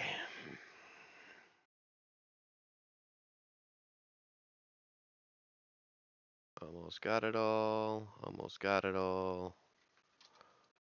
Almost got it all. Undo. Shifts.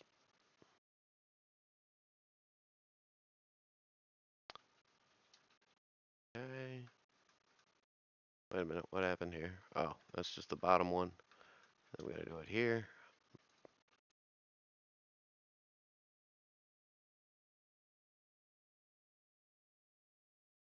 And now it's gonna fight me.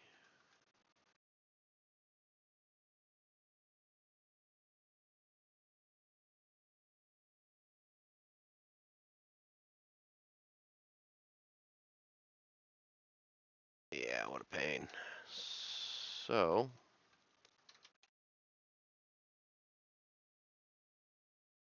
that should be right. Looks pretty good, right? Looks like I got everything on this side.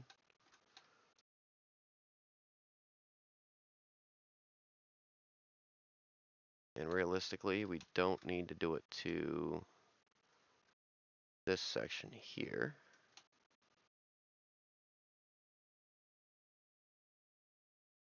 Section here can be completely omitted from what we're about to be doing, because that's done. That needs to be completely removed from the selection, actually. So, go through, delete all those vertices, right? Go to tab, go here, go to tab, go here. Completely select this, separate that out by selection. Front sculpt is going to be front jaw. So that's that.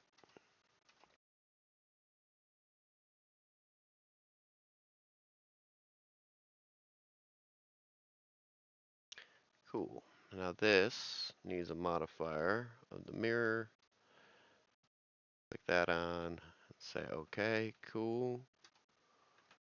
Tab. And that's going to bother me, so we're going to fill that in. Solid mode. Why is that bothering me?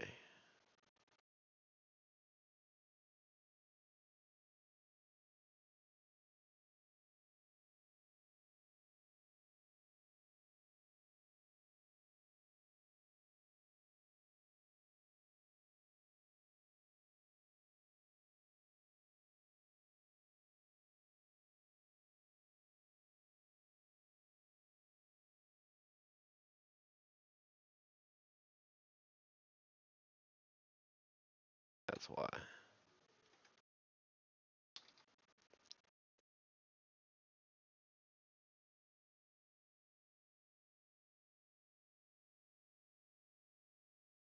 So everything that I'm moving over here is automatically getting moved on the other side. So I only have to move things one time because it's also highlighted over here. It's also moving over here. So the mirror modifier is huge.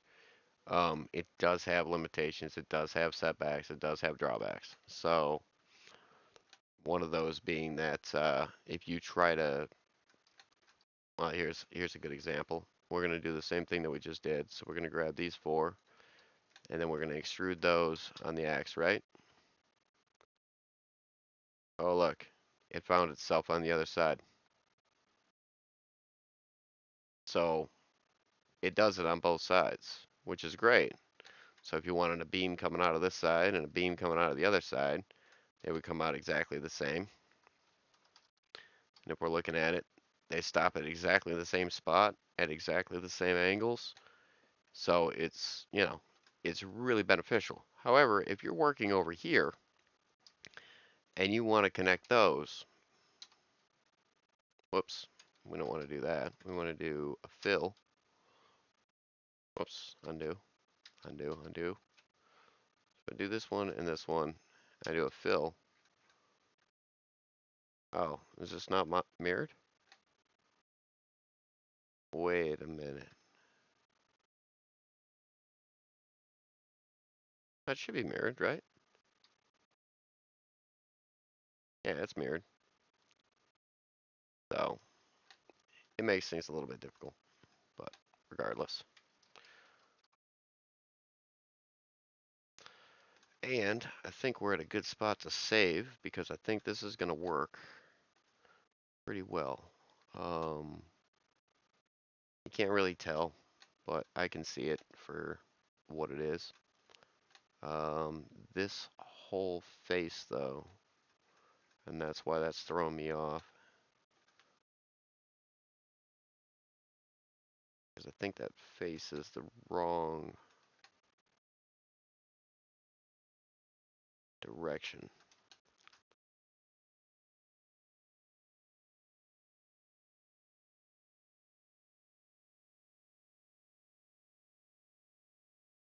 Not the right face. I want this face and this face. What happened here?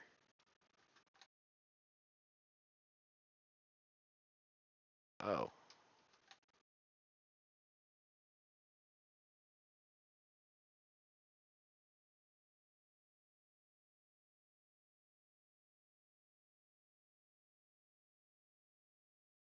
no.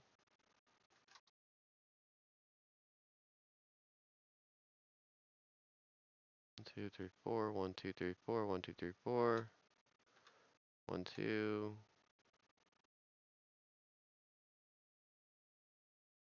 1, 2, 3, 4. 1, 2, 3, 4.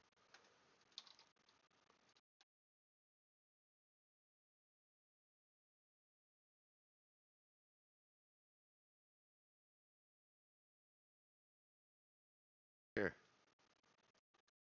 I don't like how everything comes to a point there. But I'm just gonna have to deal with it.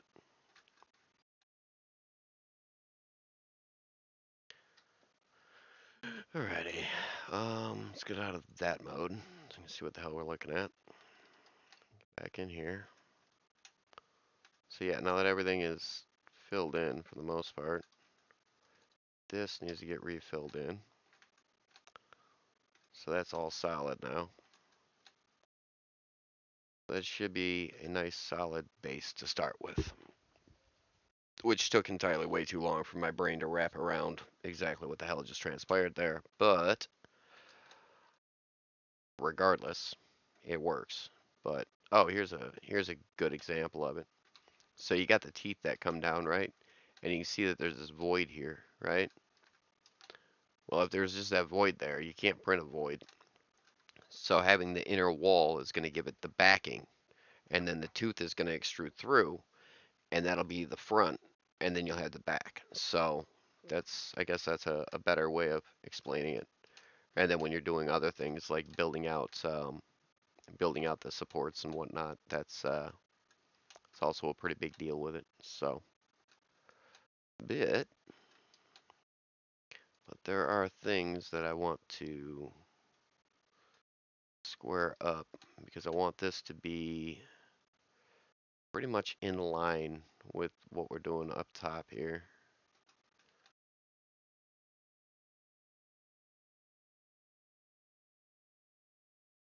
Go to 7.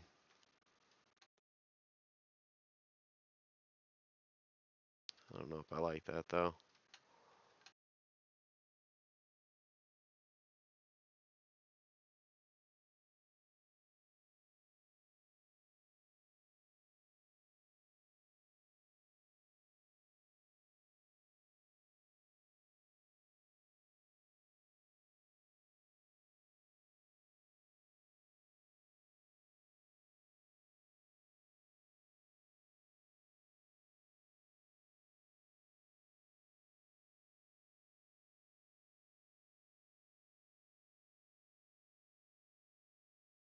Guess the best spot for that would be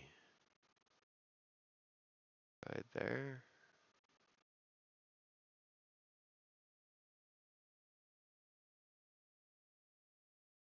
I'm not certain exactly how I'm going to do this just yet. Because I'm going to need this to get mounted in here, right where it's at, right? And I'm also going to need this to get mounted in here, right where it's at. So, realistically, the head here is just going to have the hole straight through it. The same with same with that, which is going to be kind of tricky.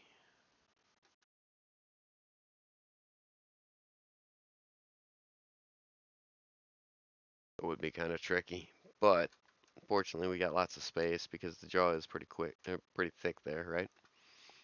So the jaw comes back quite a ways. And the good thing about the jaw is the jaw doesn't have to have that extra layer. The jaw I can literally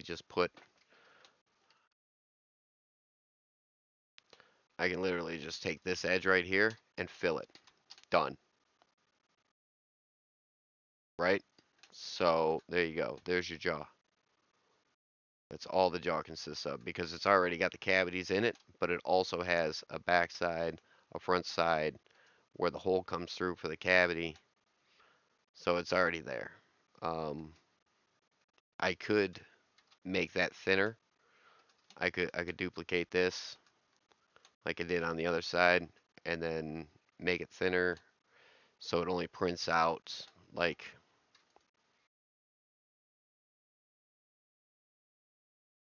if I came through here and I just did this.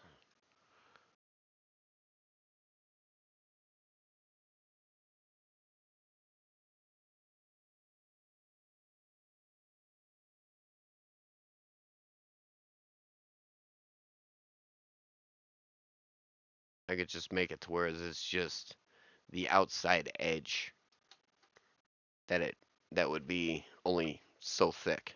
You know what I mean? Like it would only have that exterior wall would only be so thin, and then I might actually end up doing that um, just to keep down on weight because if I do print this off, it's going to be a heavy.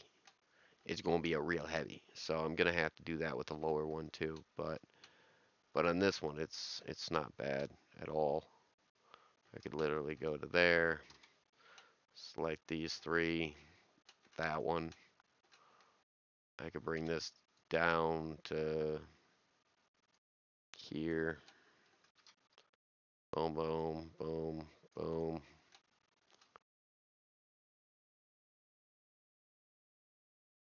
Nowhere near as complex as the top half of this that I just spent way too long on, but I want to make sure that I got it right, because if you don't, then you're gonna just run into a brick wall later, and that's a problem, a huge problem if you run into a brick wall on that. Um, and no, there is no mirror modifier on the jaw. The jaw doesn't have one of those. So I could literally just take this,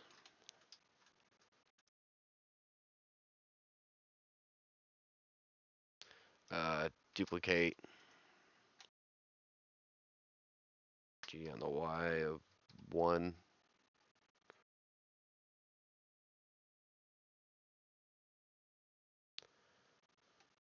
extrude on the Y,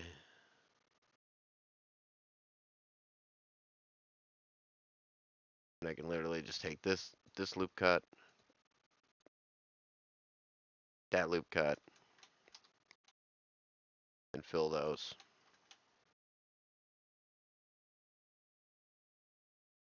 If I did it right.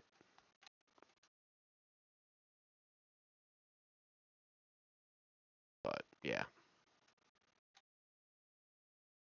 Yeah, it's gonna be a couple day print, that's for sure. But all I would do with this is I would just go through.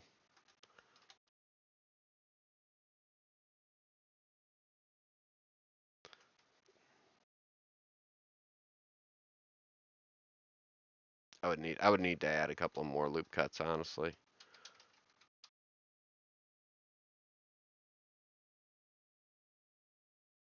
And get the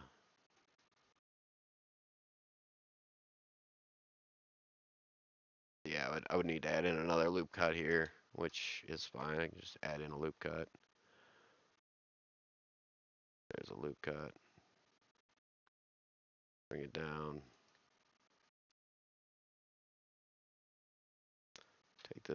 Take this edge here, bring it down. What happened here? Did I duplicate things? Yeah, things are starting to get borked because I'm doing too much. So take that down, take that down, take that down, take that down. So yeah, it's a lot of moving dots around just to get everything where you kind of want it. Um, but oh yeah, that's right. That's where I left off the other day. I was making this rounded and then rounding it the other way, so it's rounded a couple of different directions. Um, but yeah, it's one of those things where I could literally probably just take that. Where does that come to? That comes up to here. That comes up to where? Up to here, right? So realistically, that's what I would take. I would duplicate that, scale it down ever so slightly, 0.99. Yeah, I wouldn't even do that.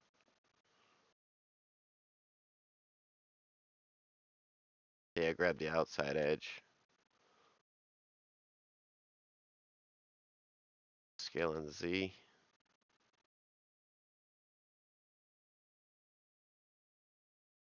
scale on the X just ever so slightly, scale on the Z ever so slightly, G on the Z. The thing about that is it's going to come back anyways, so once it gets back to here, I could literally just go through and fill in like I did the last one. some minor modifications, obviously, and then it would only be that thick for the lip or the lower jaw, which is what I'm gonna end up having to do. I'm not doing that right now because I'm gonna end up screwing this up, and then I'm gonna have way too much crap. Way too much crap. So one thing at a time. Right now, I'm working on the mechanics and figuring out how it is that I'm going to install those. So what I can do here is go undo.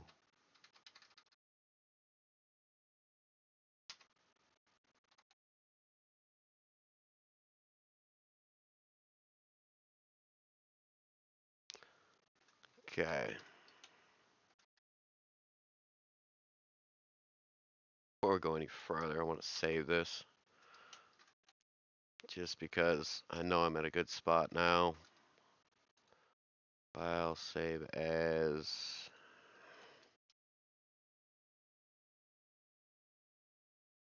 Okay. So I got a backup of where we're left off at, and I've got where we left off at. So that's where we're at. Um, but I can hide the jaw now. I can take the jaw. I can hide it. So with this, I can literally take. Oh, let's see. What do I want? I want this one, this one, this one, this one.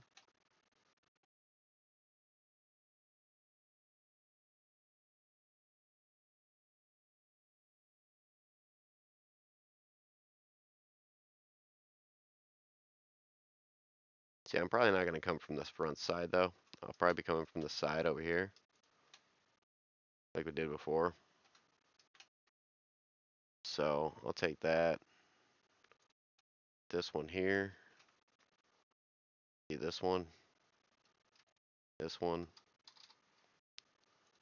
slide that up a bit. Go into wireframe so I can see where I'm at.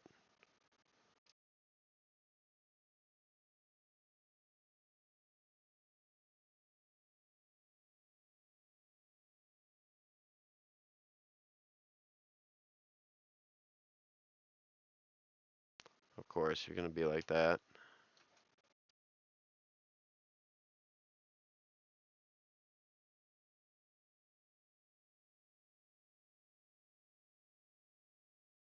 So whatever that's at, right? So it's going to be there. Bring those down to there, something like that.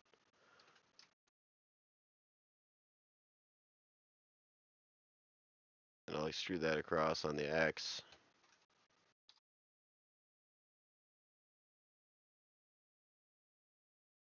Oops, we don't have clipping enabled. There we go. They'll run into each other, which also causes a problem. Just a heads up. So what's actually happened here is if we get inside the tube here, you're not going to see the other end. You're going to see a wall here. And this wall,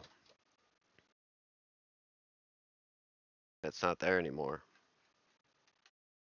That actually causes a problem. It won't print that. It'll actually throw an error on the slicer it'll tell you, hey yo, go fix your shit because it's wrong. So, but you can see now, this wall down at the very end is actually the exterior wall, right? So that's the outside wall of the print. So what I'll end up doing is I'll end up building out a wall of this across here for this to sit on, and it'll sit inside of the housing for all of this, which can get modified as well. The inside of this doesn't need to be as drastic as the outside, but I definitely made sure that I designed it to the point where it was able to accommodate the up down movement and all that stuff. So, and this right here, we go here and we go to dot mode. We go from here to there, turn this on, Whoops, I don't want an X. And I don't want that. I want a segment there. So that's 17 millimeters. That's 17 millimeters thick right there.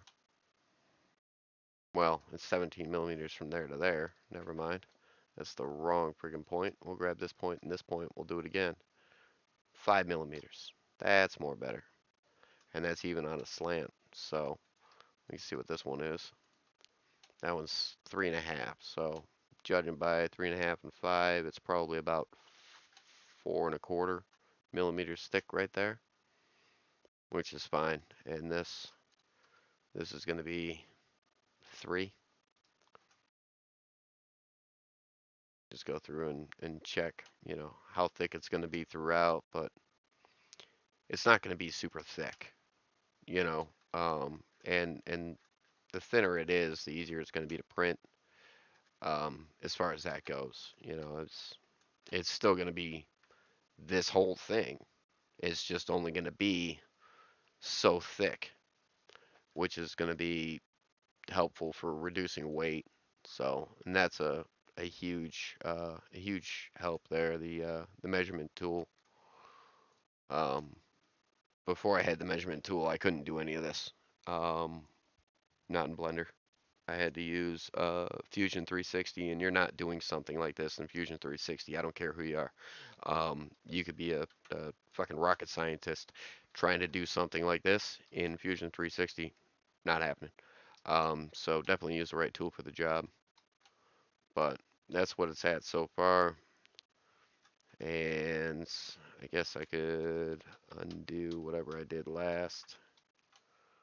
I don't even know what I did last, so the best part of that is you just go over here and you open up the last one before you borked it all up. I'll do that quite frequently too, like when I'm actually being productive. Today has been a very unproductive day. Well, I can't say unproductive because it's I got quite a bit of it where it needs to be. But I do have to go through and straighten out some things.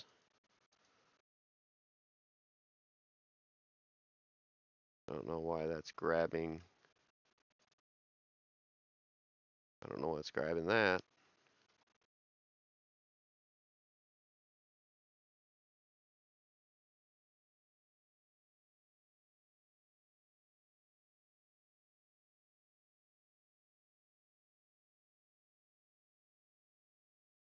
Oh, because it's grabbing the whole damn thing. Hey, Bellum, what's going on, man? So yeah, if we go back out to standard, whatever, and then effectively, right? But no Rob. Sad. So that's what it's going to print as. That's how it's going to look when it prints. Well, not the jaw, but that part, and not this crap. Hide that. So that's how it's going to print. It's going to look really, really fucking sweet. Um,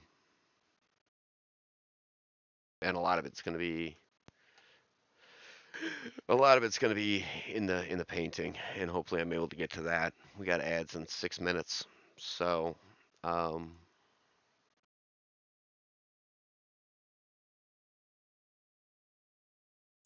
so yeah, that's kind of the gist of what we got going on here. So, and like I said before, we already got the eye mechanism built thanks to somebody else. It's not going to be nearly big enough. It's not going to be.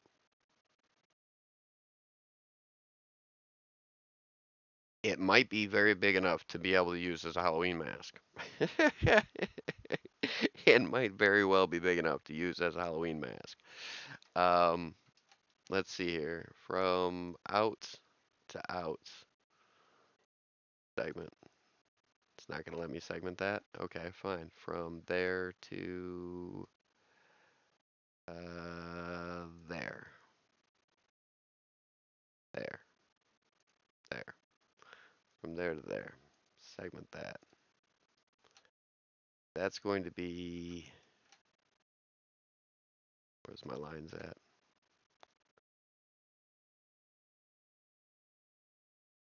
It's going to be 115 millimeters from the outside to the center, which makes it 230 millimeters across.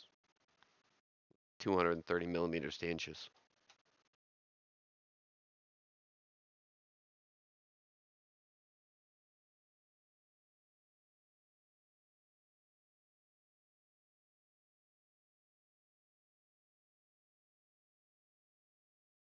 That's 9 inches. So yeah, yeah, you could totally use this as a Halloween mask. I mean, 9 inches. That's a mask. Yeah, I mean, there's your 9 inches right there, right? Right there. So from here to there, 9 inches. So yeah, um, I'm not even to the point where we need to add the ears yet. This fucking thing is gonna be a monster. Um, shit. Which it'll be fine. It'll be fine. Everything's fine. Nothing to see here. Move along.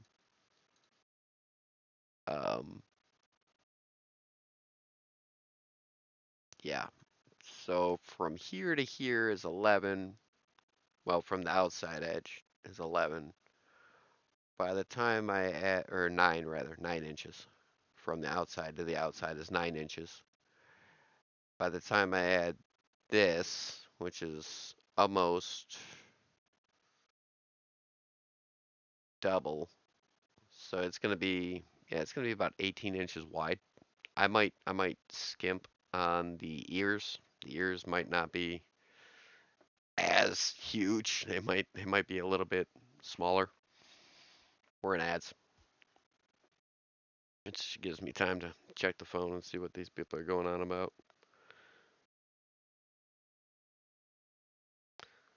Good, they fixed it. Makes me feel better knowing that they fixed it.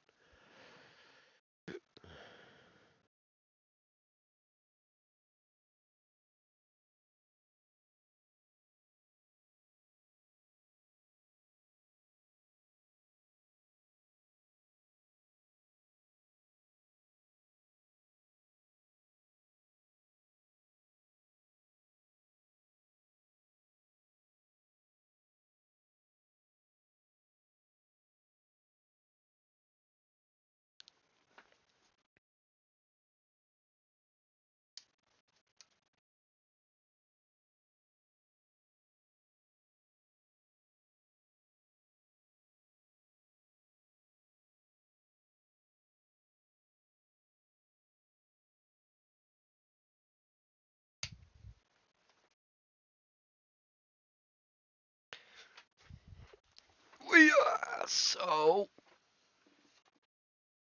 this music sucks. This has been the worst fucking playlist I've ever heard all night long. Not even in the mood. Not even in the mood. It's put me in a shit mood. Not in the mood.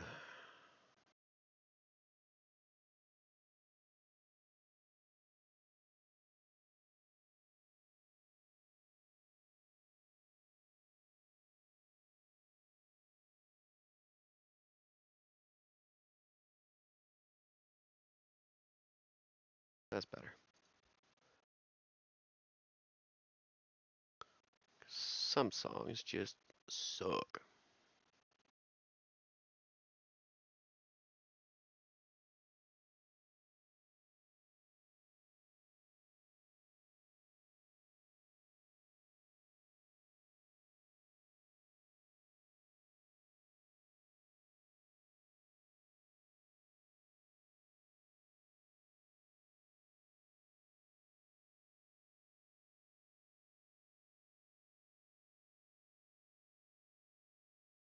Yeah.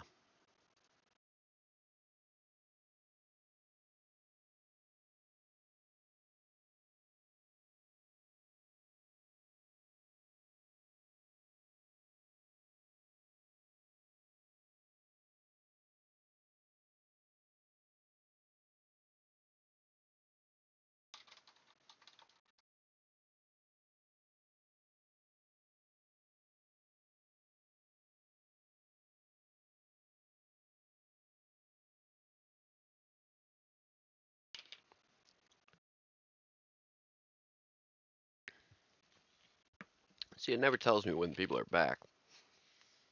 It only tells me when they're about to play or when they're already playing, one or the other. Which is kind of a pain, but whatever. Ah, nice. Yeah, I don't use Twitch on a mobile. It's already 9 o'clock, and today took forever to get to where we are on this. Hell, it took 2 hours just to get just to get an idea as to how I was going to do what I did for the interface of this.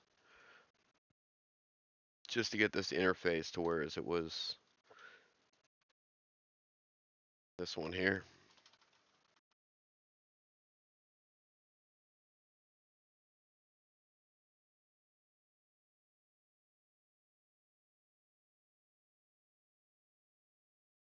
Yeah, the interface of this was a nightmare because you got to have that offset, right? You got to have two different layers, but you can't do it the exact same because then you'll kick the eyeball so far back that there wouldn't be the eye wouldn't fit. Like if I moved it back far enough to whereas the nose and everything else and the eyes didn't interfere, um, it would be way too far back. And without scaling it down, the nose, because the nose, the way that the nose is, the nose would interfere with itself because the nose is pretty elaborate, right? And then all these ripples and whatnot here, those all interfere with each other. So, yeah, it ought to terrorize some children this year. We got a lot of new faces in the neighborhood that I met in the last power outage. Um, because when it's a power outage in the neighborhood, everybody goes out to see the damage from the wind and the rain and the storm that just blew through. So everybody's out wandering the neighborhood to check out the damage, make sure everybody's okay, which is kind of cool. It's a really cool it's a really cool vibe, when the power goes out. I mean, it sucks because the power's out, but normally somebody's firing up a grill. People are bringing out, whatever's in the freezer that they don't want to go bad, be it steaks, hamburgers, hot dogs, what have you, and it literally turns into a neighborhood block party when the power goes out. So it's really cool. So I met quite a bit of new people this year at the quote unquote tree falling. One of the trees in the neighborhood was leaned really hard, like super hard, and it was held up by these tiny little branches caught on another tree. But it was leaned across the road, and it had been completely uprooted, and it was incredible. It was just like we had probably 15 people out there, probably eight of which I'd never met before that were brand new to the neighborhood. Yeah, yeah. Most people in the neighborhood have got generators and whatnot, but for everybody else, you roll the dice and you take your chances and you do what you can. Um, but as we were standing there watching this tree that was about to fall, then we said, "All right, well, we'll hang out. We'll watch the tree and make sure that nobody drives underneath it because it was right across a road on top of it all. So it was pretty crazy, and you could hear it cracking. Like you could hear these tiny little branches. I mean, I say little, and they're a good 6 inches around, but with a tree that's 2.5 feet around, 3.5 feet around, it was quite a bit of weight. So yeah, for something small like that, yeah. Kinda, but not really. I mean, we got like some wind gusts the other day. But this was a few weeks ago. This was probably August actually. This is August when that happened. So the last time that we lost power was in August. Um, but you know, it can happen anytime. We've had power go out in the middle of winter. So it's not just limited to any particular season. So too much ice and snow on the power lines will or on the trees next to the power lines, and the trees will snap, fall down, take out power lines. The power lines will actually sag down to the ground in some spots, um, just from the weight of the ice on them. But there's a number of things that knocks out the power. I like to joke because it seems as though if the wind just kind of blows sporadically, yeah, yeah, we lost it. Yeah, we lost power last winter as well. Yep, yep, and the year before that we lost it as well in the winter. It was a 4-day outage, 5-day outage, either a 4 or 5-day outage that we had the one winter, and it was bad. I mean, it was cold, cold, cold. At which point I was just like, all right, whatever. It's been 2 days. There's no power. It's not coming back on. I left. I went to a friend's house and stayed over there. Um, just because there was no hope of trying to do everything. So I managed to keep the house closed up pretty good, and then the lines, the water lines didn't break or anything. So that was fortunate. But yeah, no, nope, I don't. I ain't fighting with that. I'm sorry, but when they say, hey, uh, there's 80 mile an hour, 90 mile, 100 mile an hour winds coming your direction, I'm gone. Ever been hit with a baseball by somebody who can throw a ball at 80, 90 mile an hour? That's a ball. That's a round object. That's not a, oh yeah, by the way, I'm hurtling a tree limb at you at 100 mile an hour. You know what I mean? Like that's not, a piece of siding. I don't know if you've ever seen any of those horror movies or horror clips, like metal roofing. It'll cut right straight through you. It will cut you in half at 100 mile an hour. You're butter. So yeah, yeah, oh yeah, 200 mile an hour, 175 mile an hour, 200 mile an hour, however fast they're going. Like, dude, you're butter. Like a piece of rock or something manages to get swept up in the wind. That's a bullet. You know what I mean? Like that's it'll go through you. So it's pretty crazy. Some of the people sticking around for that kind of stuff, and nope. Oh yeah. Oh, it ain't no joke. It ain't no joke. Like that's not something to be taken lightly. That's and I get it because some people they don't have anywhere to go. Their only option is to go what? They're gonna pack up their car with clothes and maybe some food and go and be homeless. They're gonna go somewhere else to be homeless and live out of their vehicle until the storm passes to come back to nothing. To rubble. You know what I mean? Like I get it. I get why people don't evacuate. They're like, whatever, I'll die here. Like I get it, but at the same time, it's pretty insane.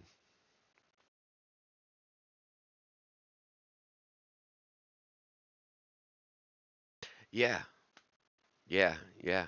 Well, and like I said, a lot of them they don't have anywhere else to go. There's no evacuation shelters that are really set up. You know what I mean? Like they know it's coming. Do you think that they have shelters set up already in other states for these people to migrate to? They don't. It's that's not how that works. FEMA is a first response, which is, well, we told you that shit was gonna hit the storm. Not our problem. Up, we're here to help, and that's it. There is there's no foresight to it. You know what I mean? There's no foreplanning to it. It's all, oh, we know it's coming, so we're prepared to get down there and fix the damage. Cool. Well, you've got hundreds of thousands of people that have nowhere to go. They don't have family. A lot of those people that live in Florida, especially, they're retired. And if you don't have children and you're retired in Florida, where are you gonna go? Where are you gonna go? You know what I mean? Like, so I get why people stick it out, but at the same time, it's insane.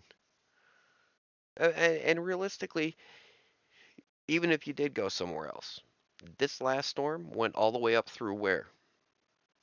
Alabama, Georgia, South Carolina, North Carolina, Tennessee, Kentucky. How far up did they get floods? Even if you were in your car, you're not. What are you doing? You know what I mean? Like uh, floating away with a river that just came down on you? I mean, it's nuts. It's absolutely nuts.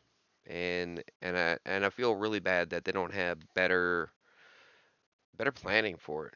Like they know that it's coming. They know that there's a bunch of people there and they're just telling them, "Oh, just evacuate." Well, to where? Where are they going to go?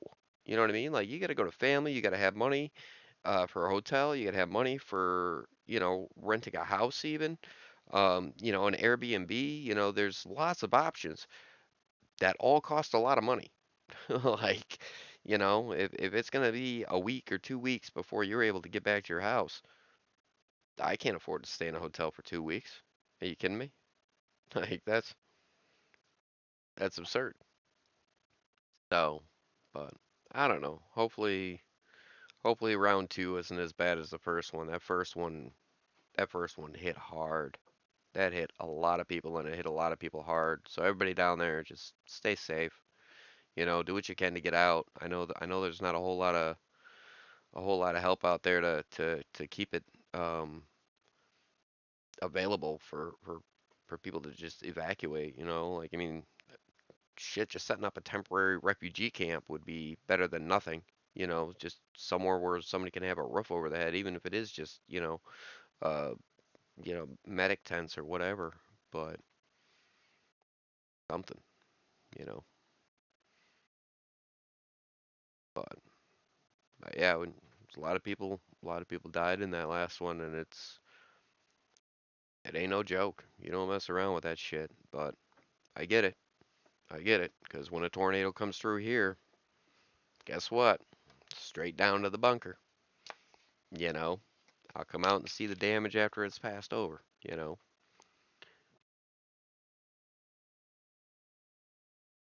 Difference between a hurricane and a tornado, though, is hurricanes bring a lot of water with it. You're not hiding from it. You got to run away from it. You know, I can hide from it. Down in the bunker here, I can hide from it. No problem. Not even bothering me. Um, Down in Florida with a hurricane, you're not hiding from it. You don't even have a basement down in those states. Like you're just underwater at that point. Hell, you're underwater and you're above ground. So it's dangerous. It's super dangerous. Crazy world we live in right now, and you'd think that by this point in time that they would have had better protocols. Just better planning. Because I haven't heard anything about like an evacuation location for people to just go to just to get away from it. So, you know, it's kind of one of those things. You know, it'd be nice if more people were preemptive and forward thinking rather than responsive. You know, I mean, not knocking any of the first responders or any of the responders, because they do an outstanding job as well, and they're putting their life on the line as well. But all the same, it's an after the fact kind of thing, not a before the fact. Especially with today's technology, we know it's coming. What's the plan? You know, just tell everybody to get the fuck out. That ain't cool. My grandma was down there a few years ago when they had that hurricane come through. I forget which one, but they ended up moving her. They said everybody's got to get out of here. You got to go. So she left her trailer that she lived in down there, and she went to a hotel. And then after she was in the hotel, she ended up getting something happened, and she fell down, bumped her head, and she ain't been right since. Ain't been right since. So it's like, well, that ain't right. Like what the hell? They moved her over to a hotel, and then come to find out that was the one that where it took a big turn and it uh hit where they said it wasn't gonna hit, right? So they're like, "Oh no, you're safe over in this city." And then she went to that city, and that's right where it turned, and it turned into a shit show. It was terrible. It's like, well, good job. You tried to evade it. So I don't know. Enough on that shit. Just stay safe out there. You know.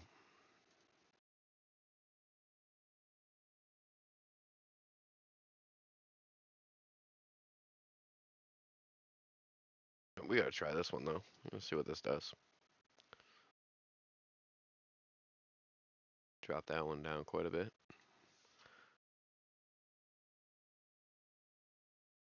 See if that one works. There you go.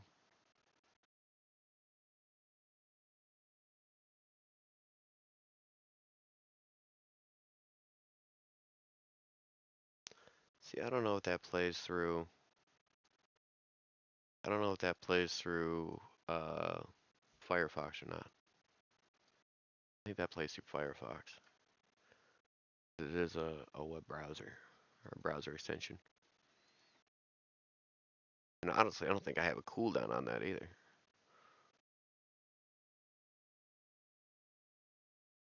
As much as I like these guys, we're gonna pause that because I don't think I have a cooldown on that.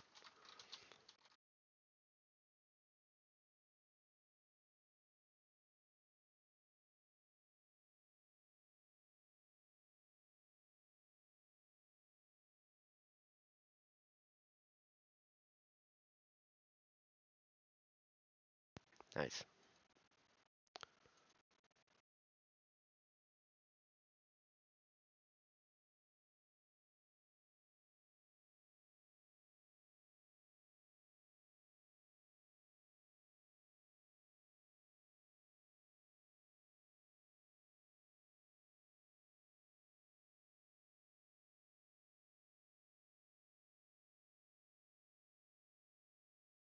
The fuck is this, Andrew? Huh? Huh? What is this trash? Everybody else has got clips? Not Andrew. No, no, no.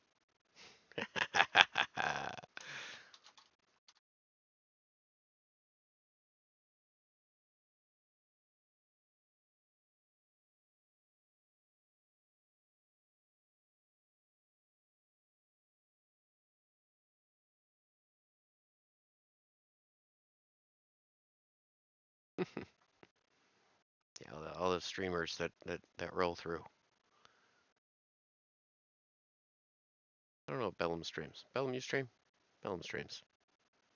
Shout out Bellum, anyways.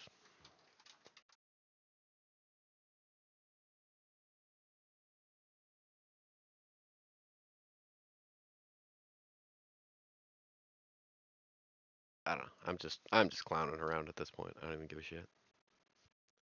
Doesn't even matter. I don't think Bellum streams. That's alright. Go give them a follow because they're cool. But yeah, no, just clowning around with a bunch of the junk that I set up and never use and forget to use and everything else. No, but anyhow, yeah, as far as this goes, I've been tinking around. Yeah, it's like you forget. You're just like, yeah, okay, yeah, cool. Or I forget. I forget because I'm terrible. I'm terrible at all of it. I forget about it, all kinds of shit. If my head wasn't screwed on, I'd forget it as I walked out the door. Um,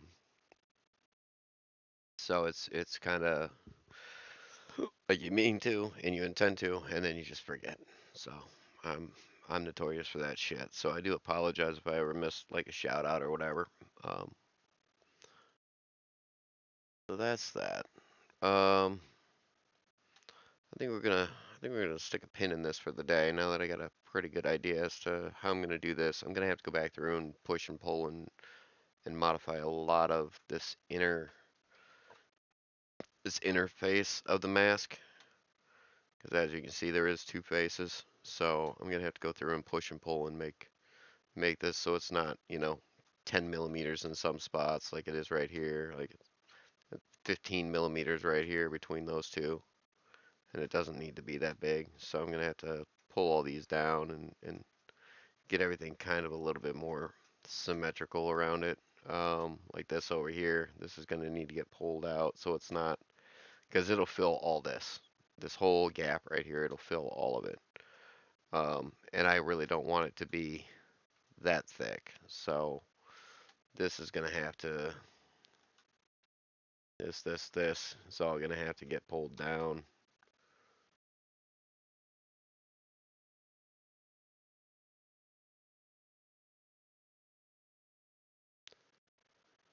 And if you're not on the right side of the drawing, everything is reversed. Yeah, just start over. Yeah. So if you're not on the right side of the drawing, everything is kind of reversed, so it's kind of funky. Um, I mean, I could start over, but where's the fun in that?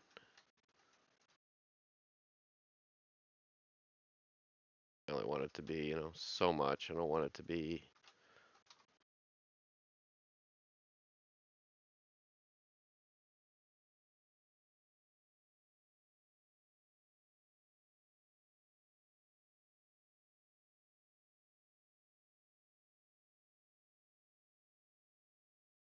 something like that. Just to narrow it down a bit, so it's not super thick all the way around it. So it's gonna take a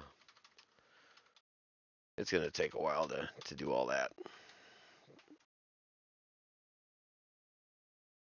which I'll probably do tomorrow or the next day. Thursday, I don't know what the hell we're gonna do.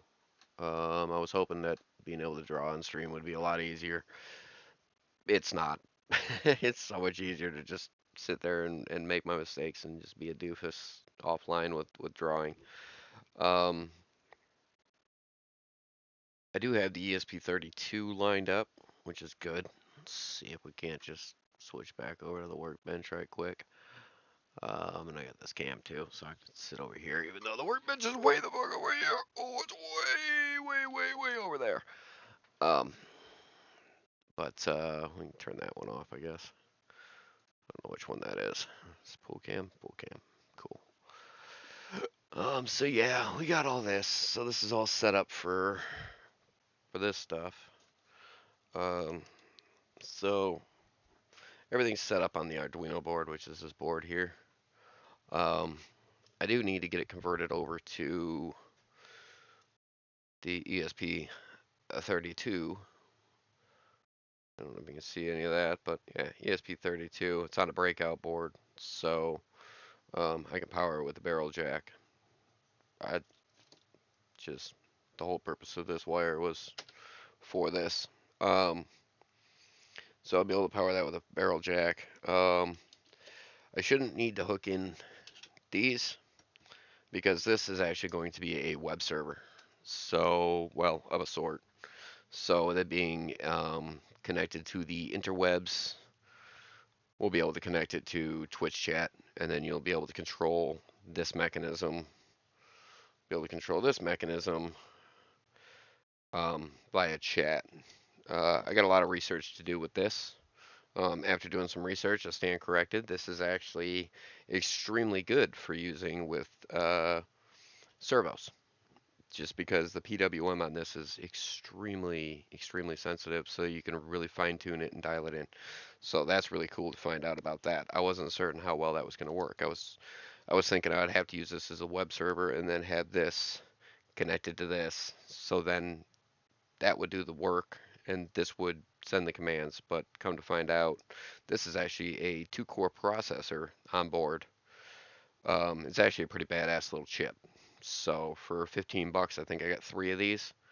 They're the 30 pins though, so trying to find information on what the pinouts are and all that stuff was kind of a nightmare, because they're normally 36 or 38 or 40 or 42 or some shit. I don't know, but they're not 30. So this is a 30 pin board, and the other two are 30 pin boards as well. So we're going to be able to do something with that. I do got to do a whole bunch of research and homework on that because I know nothing of it. Like I said, it's a brand new board. I'm very familiar with the Arduinos. I'm very familiar with the Raspberry Pi, Jetson Nano. Very familiar with that stuff. Not familiar with this at all. Those are brand new off the shelf. out of the package. So we're gonna have to do something with that to figure out what we're gonna do with that. What we're gonna do on Thursday, I have no idea. Um, I honestly, I have no clue. I might break out some Valheim. Something might, I might make a breakthrough between now and then with either the SP 32 or with the drawing or with some 3D printing. I'm not certain. I don't have a clue what the hell is coming. I just know that there is a lot of work to do with uh, the robot. There's a lot to be done. There's a lot to do. Basic functionality works. Um, I do have to print off the lower jaw mechanism. But first I have to draw that up. So once I draw that up, then we'll be able to, because here's that, right? So if we get rid of front jaw, let's get rid of front sculpt, let's get rid of the full eye assembly. So basically this is this is basically that, right? So with that being the case, I need to modify this one, but I'm gonna have to redraw it because this has already been exported as an STL. I actually imported it as an STL, so I'm gonna have to redraw everything that's here just to modify it to how I want it. It's still gonna have to have this split in it so the servo here can rock for the eyes because that's up and down there. So that's gonna have to keep that cut out there. These upright posts can probably go away. These I would like to use for the jaw pin because it's just going to be a pin on either side of the jaw. So you're going to have one pin on one side, one pin on the other side, and then it's just going to rock on that. And then this is going to cause the rocking motion, and that's going to have to get modified. Um, it doesn't need to be. It doesn't need to be all this fancy. It doesn't need all that. Honestly, it doesn't. An L bracket would be fine. And it's actually not even going to be that steep. It's going to be much shallower than that. Um, this bracket here, the outside holes, that's what it bolts to for the servo. So that's going to have to stay there. This outside edge, this arm right here, and this one right here, this section here.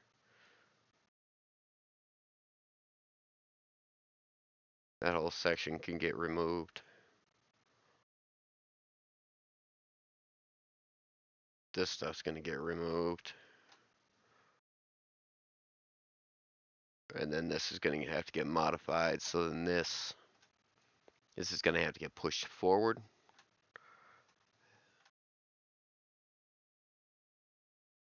Yeah, that's going to have to get pushed forward. Um,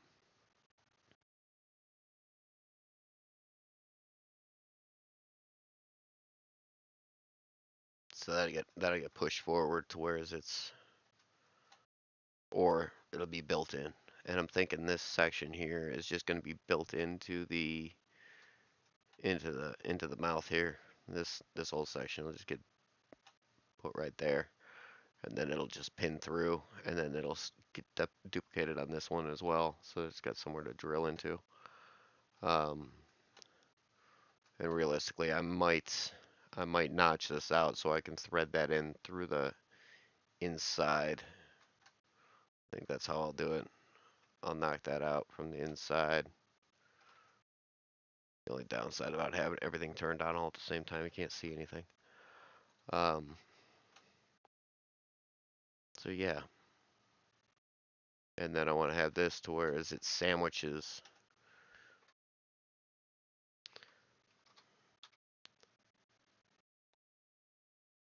I want it to be like that. So it sandwiches a platform that comes from that runs the whole width of the head.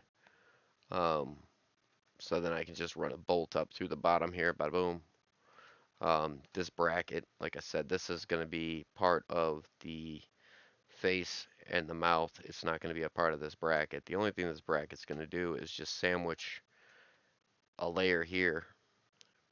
It's going to hold the eyes in place with a bolt straight through, straight up through. And there's 4 bolts. Boom, boom, boom, boom. And then a lot of this is going to be able to get removed. And the only thing that I need to worry about is this micro servo here and the arm. And I have to modify this to be able to accept the arm. So yeah, there's quite a bit left to do. And my brain's been off for the last half hour, 45 minutes now. So after the neighbors called, my brain basically spaced the hell out. So, because problems, hurry up, solve my problems. I know you're in the middle of doing something, but solve my problems. So, I think it'll be awesome. I think it's going to be a lot more fun when I figure out how to connect it to Twitch chat.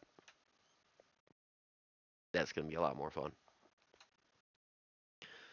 Because then, even though this isn't built, we could still connect the eyeballs and then send commands or whatever and just kind of mess around with those, and I could have those setting in the background or something somewhere. So I think that could be fun too. So I think so. I think on that note, I think we're gonna go to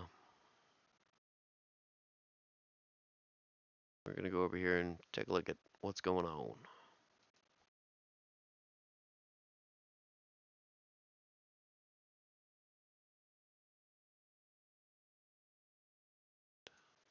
Let's see who's on. Maybe we'll go raid somebody. We raided Babe once before.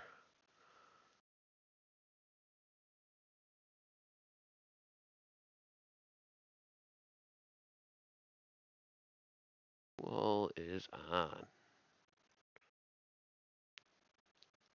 Yeah, I guess we go over and yeah, let's go and raid Astro. Just 'cause he's on.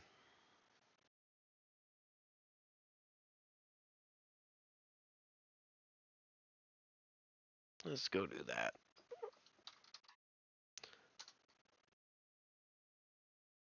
Alrighty, y'all. Thanks for hanging out.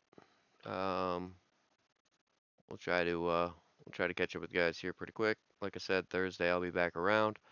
And we'll see what we get into on Thursday. So, because I'm not quite certain what we're gonna get into just yet. We might come back to drawing on this. My brain might be a little bit more clear then. We might mess around with the ESP32 and just kind of get a feel for it and figure out what's going on with it, how it works, and all that stuff. Maybe an educational Let's Learn Together stream. I don't know. I'm just gonna wing it this week, but we definitely got to make some progress on this, and I made a lot of progress on it over the weekend and very little today. So I think that's more of a do it off stream kind of thing. So, which not terrible, not great, but I was hoping it would be better content. But today was a lot of trying to figure out a hurdle that was just really a brick wall. So, but hopefully we'll be able to change that up and make it a little bit better. So we'll catch you guys later.